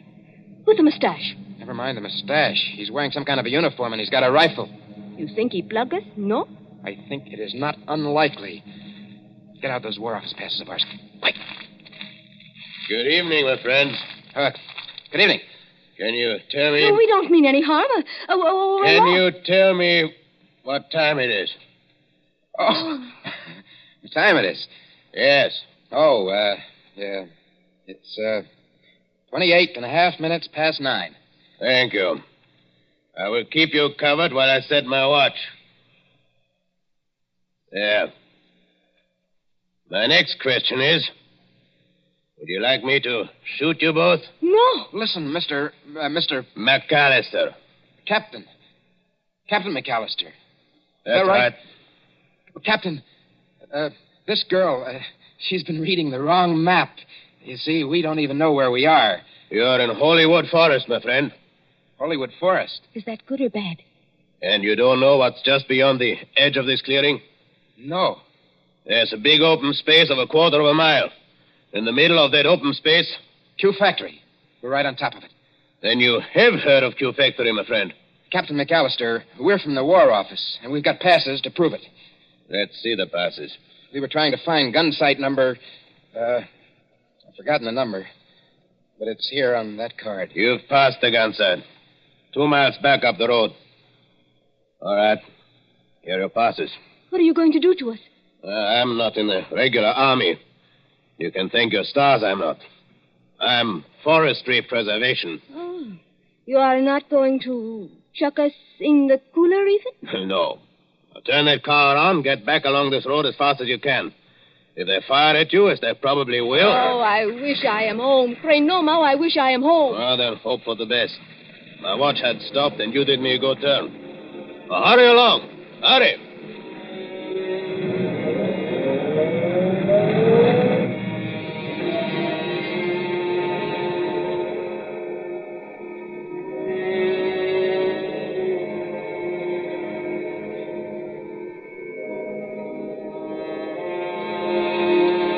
Gun sight of heavy ack-ack battery. 4 3.7 guns against a moon growing clear white. White as the concrete emplacements, sealed against light where the crews, men and women, sitting, waiting. Well, sir, glad to have you both here. But this idea of yours about dive bombers attacking a blacked-out factory in the middle of a forest is rather fantastic, don't you think? Well, I admit it doesn't make much sense, Captain Bronson, but I have a hunch that I'm right. Well, glad you and Miss Susie drove out. Don't see many strangers. Frightfully boring. Nice country, of course, good air and everything, but dull. Dull as ditch water. What's that? Only some of the lads and lasses inside. Like to walk along the emplacement here? Oh, is that allowed? Oh, certainly, old boy. Why not? Bright moon tonight, isn't it? Yes, bomber's moon. We nearly get shot on our way here. Quiet, Susie. You're not supposed to have been there. If I nearly get shot, I am going to say I nearly get shot. It was a man which is called, McAllister. Oh, old Mac. Huh? Very decent sort, Mac. He's a tree doctor. A what? Tree doctor. Got to have wood, you know. But trees start to die. Mac goes round the edge of the clearing and smears them with stuff to keep them well. How did you come to meet him? Well, the fact is, we nearly got as far as the factory tonight. Oh, then you were lucky to get back alive. There weren't any barrage balloons over the factory, I noticed. Hardly, old boy. They wouldn't advertise, would they? With balloons in open country? And if the Germans did use dive bombers? Oh, they're not coming, old boy. Just make up your mind to that. I wonder if you'll say so at 10 o'clock. But it is 10 o'clock. It's just 10 now. Well, it can't be. We drove here like blazes. It was only 9:30 then. Well, then your watch must be very slow, old boy. No, I'm afraid you're wrong. I've never seen it quieter. Cold tonight, very dry for March. Look all around you. Moonlight. Open country, not a sign of life in it. Quiet, peaceful, and silent as the great... What was that? By George, I think we've got some visitors. I think we're going to see some fun. Enemy planes approaching south-southwest. Action stations. Enemy planes approaching south-southwest. Now do you believe me? Better stand back, old boy. Operation crew's coming on. I said, now do you believe me? I want you to watch these girls work. They do everything, you know, except actually fire the guns. Now, keep your hair on, old boy. Susie, he still can't see it. Oh, they'll only be going over. You think so? Oh, yes. We sometimes get a crack at them when they're making for Bristol. Standing by for action. Standing by. Listen.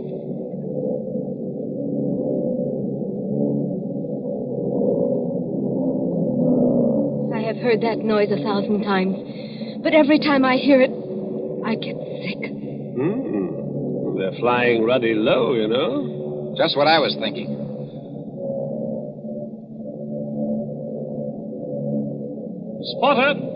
Spotter! Any identification? Junker, 88. Dive bombers. Height, 5,200. Now, look here, you two newspaper people. Yes, sir? There might be things popping, you know, can't tell. I'd like to get below. No, thanks. I don't like this, Bert, but I'll stay too. Rangefinder. Rangefinder, on target. Look here, you two. Those War Office passes you gave me, I'm not supposed to keep them. No, I'd better give them back, just in case. Predictor, on target. Here we go, ladies and gents. Fire.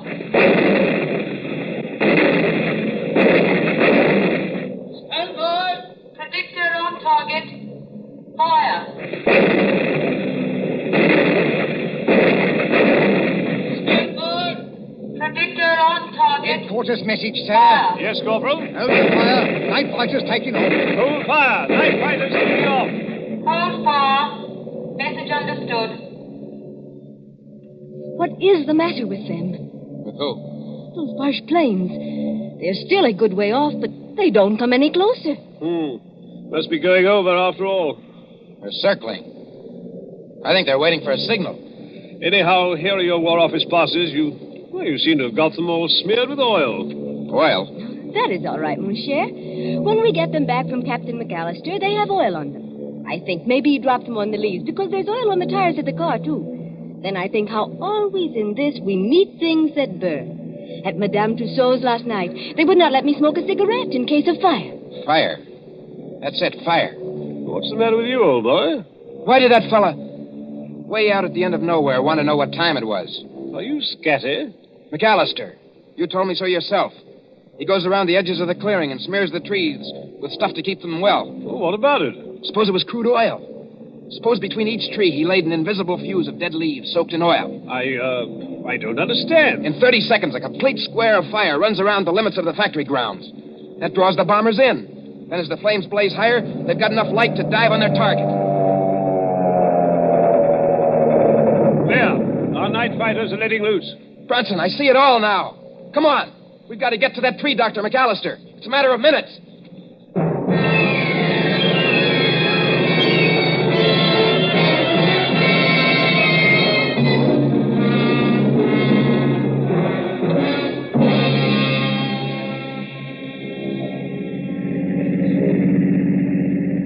Susie, is Bronson following in the car behind us? Yes, he's following, and men with rifles. We've got to get to McAllister's cottage. This McAllister... I'll bet you 10 to 1 the real McAllister is either dead or tied up in that cottage. The fellow we saw was an imposter. Look out, Susie. Keep your head down. Oh, those fighters. They will chew up every younker in the place. They have not got the chance of a snowshoe in heaven. No, Susie, not a snowshoe in heaven. You mean I know you are English at a time like this. What I cannot understand... Look out! I don't see why he hasn't set his signal off. What is delaying him? Why don't he strike a match when the bombers come over? Because he's a good Nazi. A good Nazi? My watch was slow, don't you remember? And I gave him the wrong time. He had orders to strike his match at 10 o'clock, and he'll not do it until 10 o'clock if there are 500 planes instead of 20. Bert, I see him. Where? Far up the road. He's running. Yeah, that's him. I think Think we can reach him before he gets to the clearing? Not the chance of a snowshoe in heaven. Signal Brunson to pass us. A long shot with a rifle might... Bert, one of the Junkers is hit. Huh? He's right over us. That's not all. He's unloading his bombs. The whole stick's coming straight down our direction. Keep your head down. I want to see it. Put your arms over your face.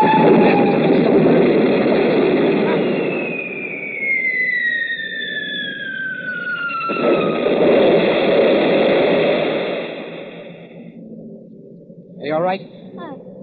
I don't feel her. This is a dirt road. The bomb sank too deeply before it exploded. We didn't catch the blast. Come on, Susie. McAllister was just ahead of us. Come on, let's get out. We can't drive any farther. This road is full of bomb craters. Wait a minute, Susie. There's McAllister. He is dead. Yes, Susie. Killed by a Nazi bomb. Look, on the ground. What are those two white cards? Oh. They're all smeared with oil. They must have fallen out of McAllister's pocket just before he got hit. Let's see. What do you know? What are the cards, Bert? 2 tickets for Madame Tussaud's Waxworks. I'm afraid our friend's never going to get to use them. Not the chance of a snowshoe in heaven.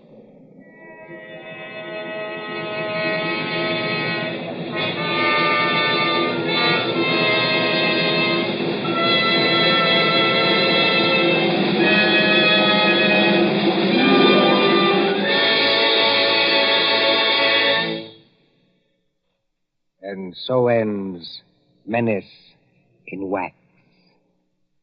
Tonight's story of Suspense. Columbia presents these stories of mystery and intrigue and dangerous adventure for your relaxation and enjoyment. Next Tuesday, there'll be another in this series. Same hour, 9:30 Eastern Wartime. William Spear, the producer. John Dietz, the director. Bernard Herrmann, the composer-conductor. John Dixon Carr, the author. Our collaborators on Suspense.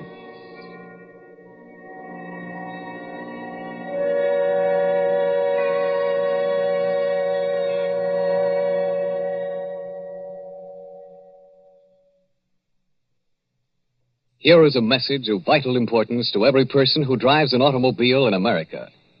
There is wide misunderstanding about gasoline and rubber, and the government wants the following facts brought to everyone's attention.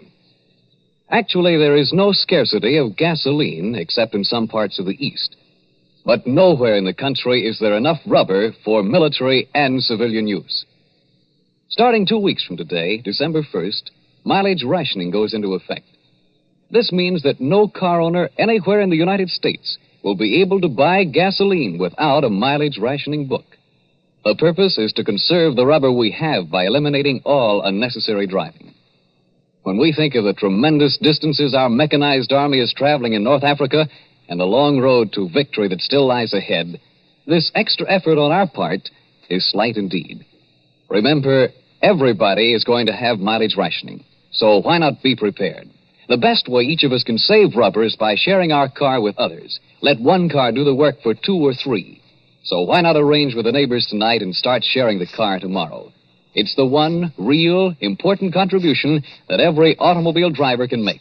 Don't be a lone rider. Share your car and do your share for victory. This is the Columbia Broadcasting System. Welcome back. Well, I have to say, I found that the cipher with the cards to be pretty clever, and probably a real fantastic highlight of this episode. Listeners will form their own opinions of the female sidekick in this particular episode, but I guess quite an eccentric nevertheless. The one part that I found a little bit unbelievable was how our hero explains in detail, okay, this is how the cipher worked. And MI5 is like, nah. But seriously, a very good episode. And of course, this episode also works to introduce folks to gas rationing in the public service announcement. which ironically enough had nothing to do with gasoline shortages. And of course, eventually there would be those posters, "He who rides alone rides with Hitler."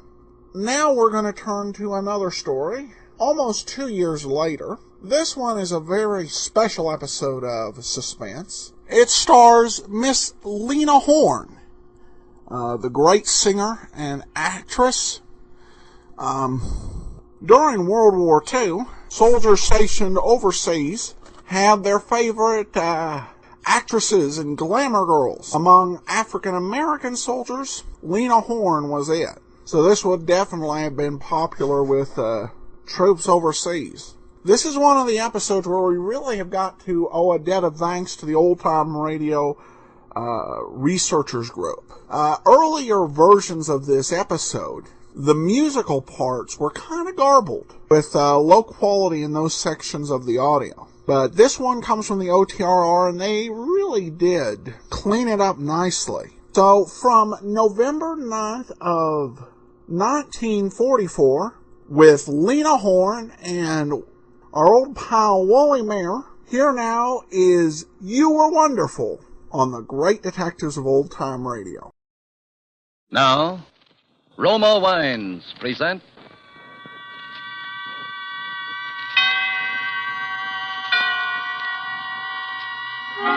Suspense.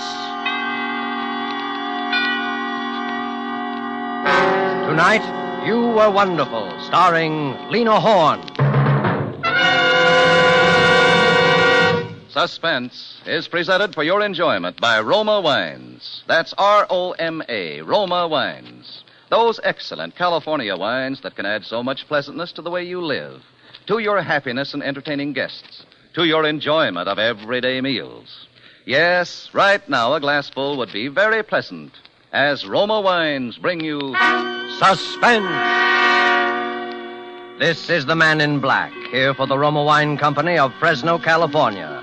Tonight, Roma Wines bring you as star the remarkable American singing actress, Miss Lena Horne, who has recently returned to Hollywood following a triumphal Eastern tour to resume her picture career at the studios of Metro-Goldwyn-Mayer, in whose Technicolor production Ziegfeld Follies she will soon be seen.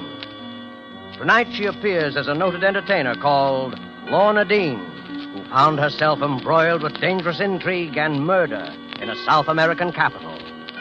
And so with You Were Wonderful, and with the performance of Lena Horne, we again hope to keep you in suspense.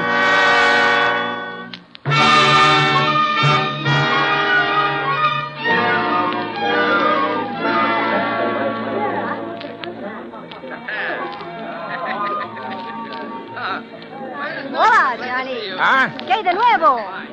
¿Qué de nuevo, Johnny? Oh, sure. Sombrero. Here. Yeah, check the sombrero. Good evening, Mr. Whittington. You wish a table? No, thanks. No, I'm just browsing. Is Ronaldo... Oh, there he is now. Oh, hello, Johnny. Hello. Hi, Ronaldo. Well, sit down. Have a little supper with me, huh? No, thanks. I'm not hungry. Well, come on. Sit down anyway. All right. Anything to please you, sweetheart. Tell me, how's business? Oh, fine. Great. Every time I get a bad break nowadays, Johnny, I get two good ones right after. Say, when did you ever get a bad break? Well, you know Jackie, my little singer. Yeah, sure, I know. Yeah, of course you do. Well, Jackie is quitting. Oh, that's too bad. And who do you suppose I'm getting? Just by the merest accident. Who do you suppose I'm getting to take her place, huh? All right, I'll bite.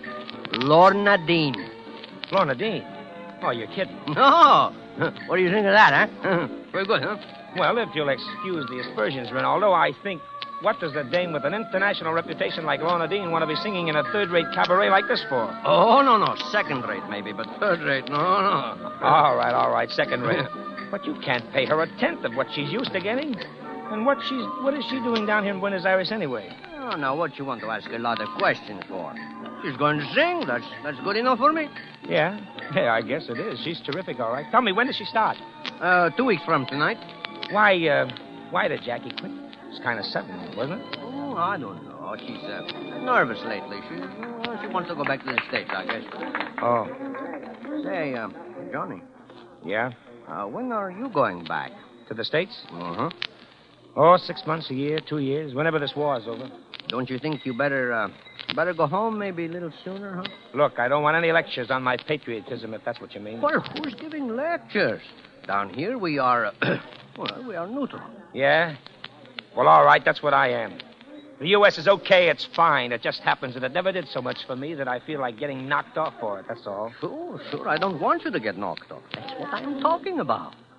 What are you talking about? Your health, Johnny. Do I take that 2 ways or only one? One. Listen, Johnny, listen. I see these things before. Sometimes fellows stay around these places so long they forget all about home. And then one day, finish. I pay my bills, don't I, eventually? Oh, Johnny, don't talk that way. It's only because I like you, you know that. All right. Cut it. Okay. Here comes Jackie now. Alma del África lejana, llena mi pecho, mi... What's wrong? Ay. What's happening? Ay, Dios. Ay. What's the matter? Anyway. Come on, Ronaldo. I can't understand. She wasn't feeling well. Why didn't she tell me? She didn't have to go on. Coming through, please. Please stand back. Now, what's the matter here? This woman has been drugged, apparently. I am a doctor. Oh. He was wrong. I was in the way. Please let me through. Mr. Ronaldo. What do you want? I have no time now to... I want the job. Now. Job? Oh, it's you, Miss Dean. Couldn't you even wait until they looked the poor kid over before coming Did here? I ask you anything? Look, Mr. Ronaldo, I'm sorry for the girl, but I'm a singer, not a sob sister. I was going to start in 2 weeks anyway. I might as well start now. Well, all right then, until Jackie can come back to finish up. Oh, yeah? It'll be about the longest run on record then. What do you mean? This young lady is right, Senor Ronaldo. This girl is dead. Dead? Do you still want the job, Miss Dean? Yeah. I still want the job.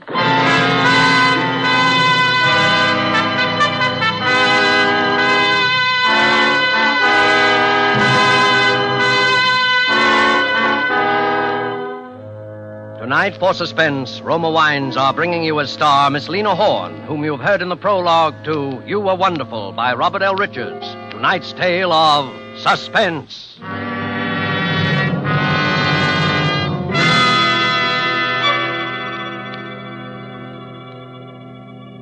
Roma wines made in California are of such uniformly superb quality that they are imported to many foreign countries as the choice of true connoisseurs of fine wines. Millions of Americans also enjoy the excellence of Roma wines daily, with meals and when entertaining. In fact, more Americans enjoy Roma than any other wines. They know that Roma wines are truly inexpensive for wines of such distinguished character. They know Roma wines are of unvarying superb taste and quality, the result of age-old winemaking skill combined with modern knowledge. All this for only pennies a glass. So for maximum mealtime enjoyment or when entertaining, serve Roma wines. A cool glass of appetizing Roma California sherry before dinner, a cool bottle of rich Roma California Burgundy on the table with the meal.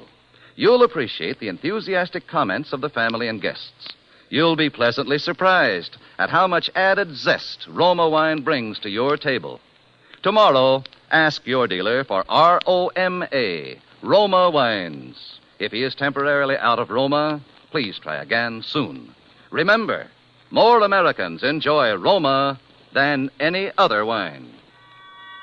And now we return to the scene of our drama, Rinaldo's on the waterfront of Buenos Aires, where a famous American entertainer, Lorna Dean, takes the spotlight from a dead girl to begin the strangest singing engagement of her career.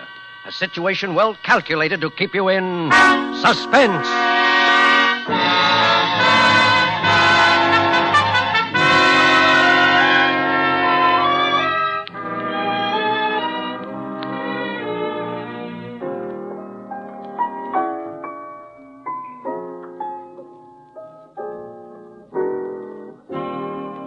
Embrace me, my sweet embraceable you. Embrace me, my irreplaceable you. at you, my heart grew tipsy in me. You and you alone bring out the gypsy in me. I love all the many charms about you. Above all, I want my arms about you. Don't be a naughty baby. Come to your mama, do. My sweet embraceable.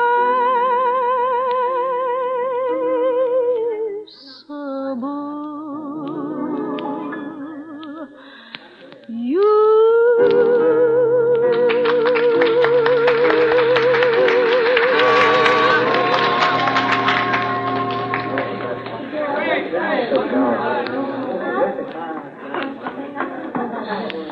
Gee, how was it, Johnny? You ask me that question every night. Don't I always give you the same answer? Maybe I just like to hear it. All right, all right. You were wonderful, okay? Okay, we artists, you know, gotta hear that thunderous ovation. Hello there, Johnny. Oh, friends of yours? Well, business acquaintances. You know them? Well, that tall one's been giving me the glassy eye all through that monocle the last 3 nights. They're coming over. Maybe you want to talk to them. Well, Johnny. Oh, please don't go, Miss Dean. Oh, that's all right. I've got to argue with Ronaldo about a baby pink spot. You know, we artists. See you later, Johnny. Okay. Sit down, Mr. Harmon. Hi, Stingle. Good evening. Terribly attractive girl, what? My favorite singer, too. Oh, by the way, before I forget, Johnny, here's your remittance for the week. Oh, okay, thanks. And in that connection, old boy, I'm afraid I must tell you that we're not too satisfied with your work. Well, maybe I'm not too satisfied with the job. Oh, if you're not, it doesn't require such enormous intellectual powers that we couldn't find someone else to do it, you know. Oh, keep your pants on. I didn't say I was quitting, did I? Now, look here, old boy. All we ask you to do is report their names when they enter the harbor and their sailing time when they leave. Now, that's easy enough, isn't it? Yeah, sure. Only to find out those things, a guy has to ask questions. And when you ask questions, people ask questions back. Don't forget that. Oh, you have been reading too many spy stories, Johnny. After all, even if there's a war, some of us are still in business. And when you're in business, sometimes it helps to know when your competitors are shipping their goods. Yeah, okay. Only a guy likes to know what he's working for, that's all. About Miss Lorna Dean.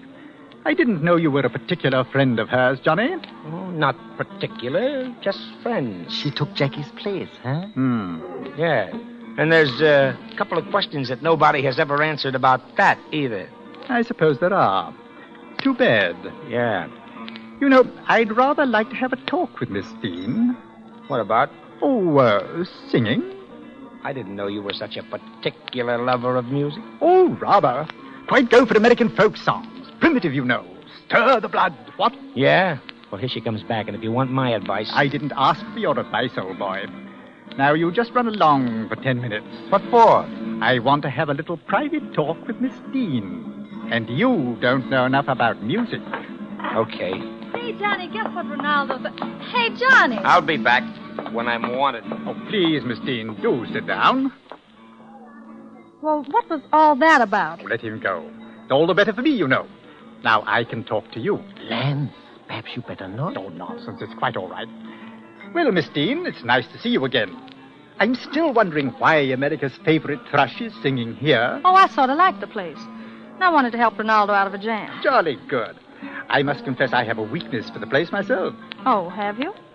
And how do you think Buenos Aires stacks up with Rio and all the other gay capitals of South America, eh? I like it. My tour didn't take me here, but I just couldn't leave without seeing it. Yeah. You know, I've always been a great admirer of yours, Miss Dean. I've heard you sing, I don't know how many times. Oh? Have you been in the States often? Oh, no. England. Shortwave, you know. Your voice carries very well over the wireless. Oh, you're English. Austrian. I lived in England most of my life, though. Now, down here on business. War, you know. Oh, terrible thing, this war. Yes. Yes, I'm afraid it's been awfully disillusioning to a lot of people. Take your people in America, for instance. Not much for them to fight for, is there? Well, a lot of them are fighting just the same. I dare say. Anything better than what they have at home, eh? Strange war, though. The Japanese, now. I understand that they have certain very progressive policies towards the colored races. Except toward the Chinese, I suppose. Yes, well, the Chinese, backward people, you know, always have been communists and so on. Confusing just the same, isn't it? All this race business. I suppose it is to some people. Now they're the Nazis. Cute devils. All this talk about a master race. They don't mean a word of it, you know. Can't we talk about something else? Oh, yes, of course, my dear. Now let's talk about your music. You know, I'm really quite a fan for American music. A bit unbalanced on the subject, actually, I suppose. Oh, really? Yes. So much so that I think I might have a little financial proposition that would interest you. Hey, you. Are you speaking to me? Yes, go on, get out of here. You know what you're saying. What possible reason can I you don't know anything. I don't have any reason. I just can't afford to get into trouble myself. Maybe I just don't like your face. Now, go on, get out, Now, see here, Get Ronaldo. out and don't come back. Oh, very well. Come along, Stengel. Good night, Miss Dean. Good night. Ronaldo, you're making rather a bad mistake, my lad. Ah, that's what you think. That's what I know. Good night. Well, giving my pals the bum's rush, eh, Ronaldo? Johnny, why do you want to hang around with guys like that? I don't hang around with them. I just do business with them. Sure, fine business. What do you know about it? I don't know anything yet, for sure. I just smell a couple of rats. Now you go home, too, Johnny. We're closing up. Go on. Okay, Ronaldo. Say, Johnny, you left in sort of hurry, didn't you? Well, maybe I had orders to leave in a hurry. I kind of thought that might be it. Oh, I guess it didn't matter much. You seem to know the boys pretty well. Oh, I meet a lot of people in this business. Oh, sure. What'd they want? How did you know they wanted something? Because they generally do. What was it? Oh, they just wanted to make me a sort of proposition. What kind of a proposition? Well, I don't know, But, what? I think it had something to do with singing, Uh-huh. You gonna take it? if there's money in it. Don't you care if money you earn has blood on it? No. Do you?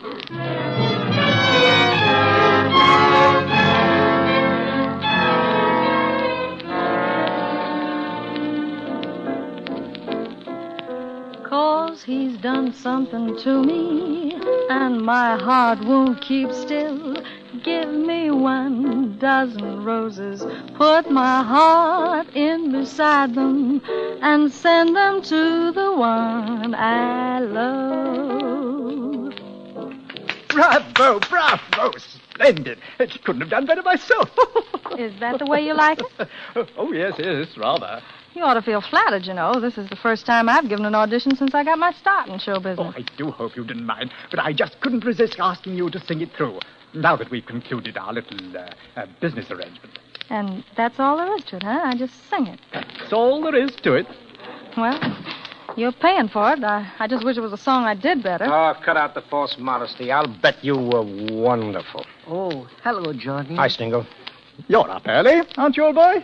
Still daylight. I haven't been to bed. I was sitting up with a sick friend. Oh, no. No, not that old chestnut. Only this time it's not. I was with Ronaldo. I suppose you heard. Oh, yes. Too bad. What's the matter with Ronaldo? Oh, nothing now. He's dead. Dead? Yeah. Sudden, wasn't it? Anyone know yet what happened? Death by natural causes, Stingle. And his wife, you know, is scared of the police and superstitious besides. Didn't want an autopsy. And, well, anyway, that's how it stands. Yes, of course, poor woman. Then I was in a position to do a little something for her. Oh, were you? Yes, I rang up her lawyer as soon as I heard. Seems she doesn't feel like trying to run the club all alone, so I bought it. Well, that was nice. Yeah, so you see, you're working for me now, Miss Dean. It won't make any difference, of course. I see. Well, I must be running along now. See you this evening. Goodbye. Yes. Goodbye. Uh-huh. So you're working for him now? We're working for him, huh, Johnny? Is that how come the command performance you were giving when I came in? No. I didn't know anything about Anything then? He just said he wanted me to sing that as a request number once in a while. That's all. How bad does he want you to sing it? Bad enough. And you don't sing it until he tells you to. Is that the deal? How do you know so much about it? Because I'm not dumb. Well, you going to do it? Why not? You'll pay my expenses. A lot more expenses than poor old Ronaldo could pay, huh? Well, turning it down won't bring him back to life now, will it? You're really a cold-hearted little dame, aren't you? Listen, Johnny. I'm an entertainer because I like it. And because it's the only way I can make enough money to live halfway like a human being. With money, I can do what I want to, more or less. I can live where I want to, go where I want to be like other people, more or less. Do you know what even that much freedom means to somebody like me, Johnny? All right. But you don't need money so bad you have to make it this way. What way? You know what I mean. Do I? All I know is they want me to sing a song. Yeah, but why? I don't ask questions like that. But if you know so much about it, why don't you tell me? Maybe I can't. Because you're afraid of sticking your neck out, huh? But you ask me to trust you. Oh, Lorna, don't you see? All I see is you want me out of the picture. Well, I'm not leaving. You're working for them. So am I. You've got your reasons. So have I. You won't talk. Neither will I. Let's leave it like that, huh? Okay. But from now on, you're on your own. Ha, that's funny. I've always been on my own. And it isn't just the money. Maybe it's something you wouldn't understand. But I know what I'm after, and I'm going to get it. You said it there, sister. You're going to get it.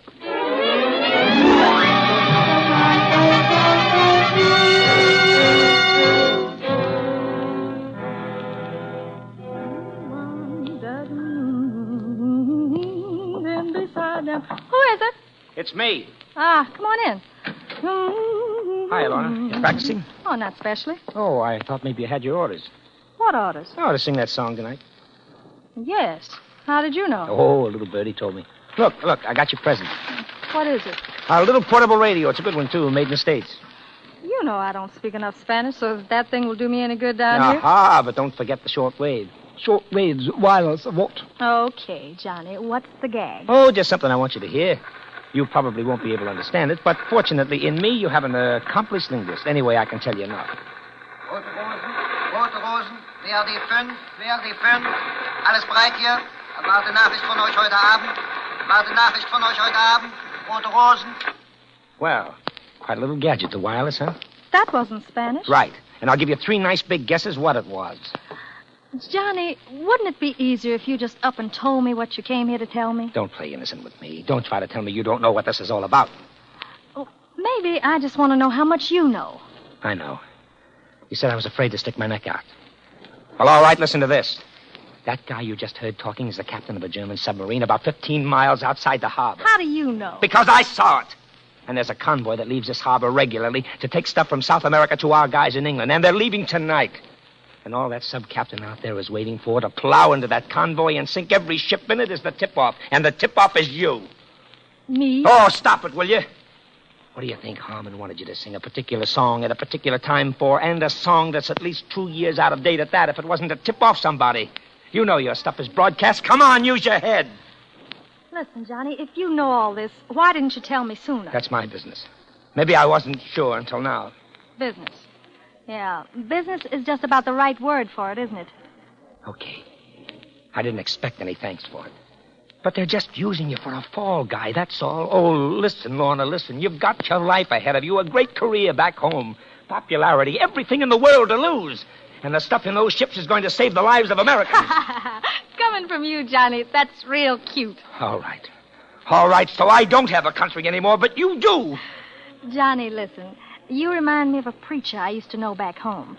He figured he was such a good preacher because he knew so much about sin.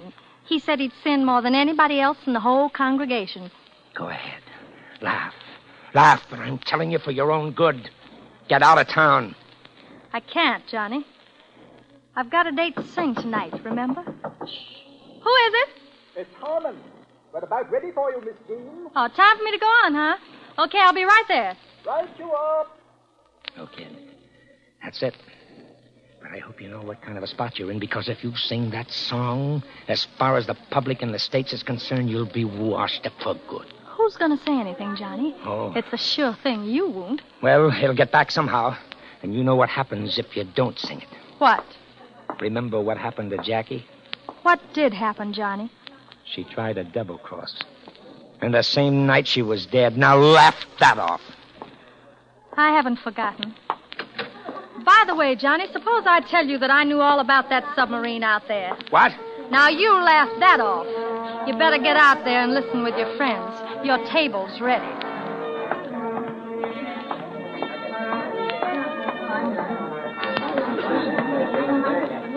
Oh, there, Johnny. Over here. There you are, old boy. Here.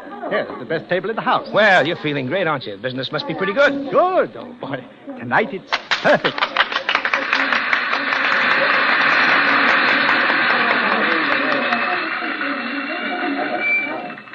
Thank you. Thank you very much. Tonight, I want to sing a song. I want to sing something that's been made a special request.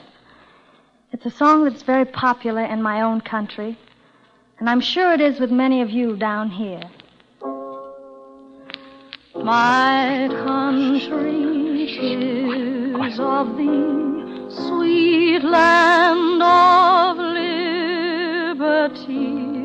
Of thee I sing, land where my fathers died, land of the pilgrim's pride, from every mountain side, let freedom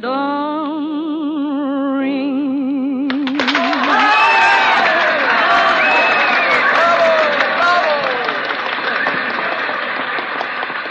Well, you don't look very happy, Harmon. You surprised?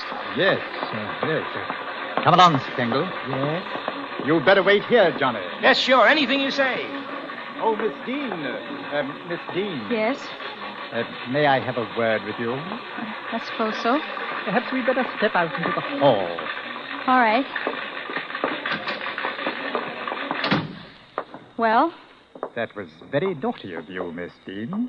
Was it? Yes. That wasn't the song I asked you to sing tonight. That's right. And by the way, don't waste any time looking for that submarine of yours out there. Submarine? Unless you look awful deep. Because when I found out what you boys were doing, I arranged a little tip-off of my own, and what you heard me sing tonight was it. I see. All right, Stengel. You'd better get it over with. No!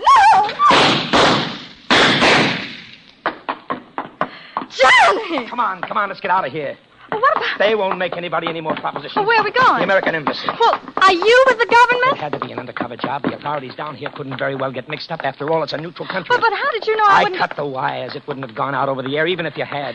What was your angle? I knew Jackie. She told me she was in trouble with him. She never had time to tell me what it was about. I came down to talk to her about it that night. She was...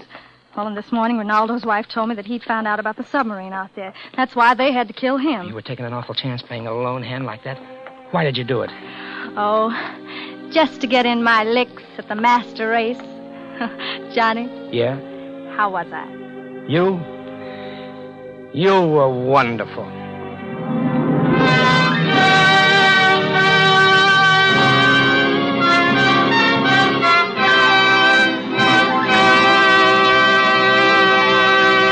And so closes You Were Wonderful, starring Lena Horne. Tonight's study in Suspense. Suspense is produced and directed by William Spear. Have you discovered, as so many thousands of Americans have, how much Roma wines add to the enjoyment of your meals? How their superb taste makes special occasion feasts out of everyday meals?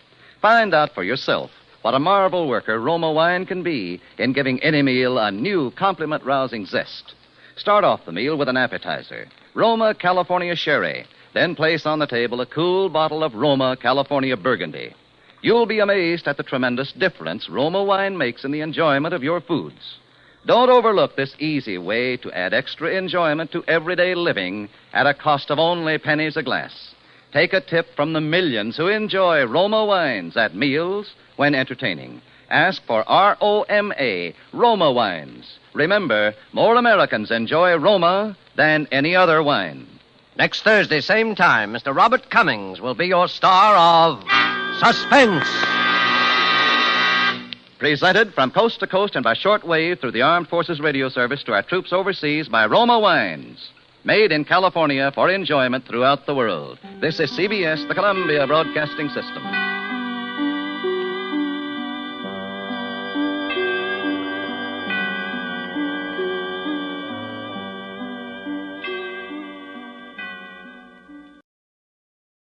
Welcome back. Well, a pretty stirring episode. And like I said, the music, very, very well done. And I think the plot turned pretty well. You didn't really know who was doing what, who was actually loyal throughout the whole episode. And I thought particularly the last time Wally Mayer said, "You were wonderful," it was just very well done conclusion. The only thing I kind of wondered about was if he cut the wire and she was trying to send a tip-off to the Americans, weren't they kind of undermining each other? I may have missed something, though. Well, that'll do it for this special. I hope you've enjoyed it. And we may do another World War II special someday. Join us back on Monday. We'll get back into the groove of our regular programs then with Barrie Craig, Confidential Investigator. And we'll be back here on Saturday in another 10 weeks to bring you our 500th episode special. So we'll look forward to seeing you then. If you have a comment, send it to box13@greatdetectives.net. Give us a call, 208-991-4783. And remember, if you've not already, rate the show on iTunes. But from Boise, Idaho, this is your host, Adam Graham, signing off.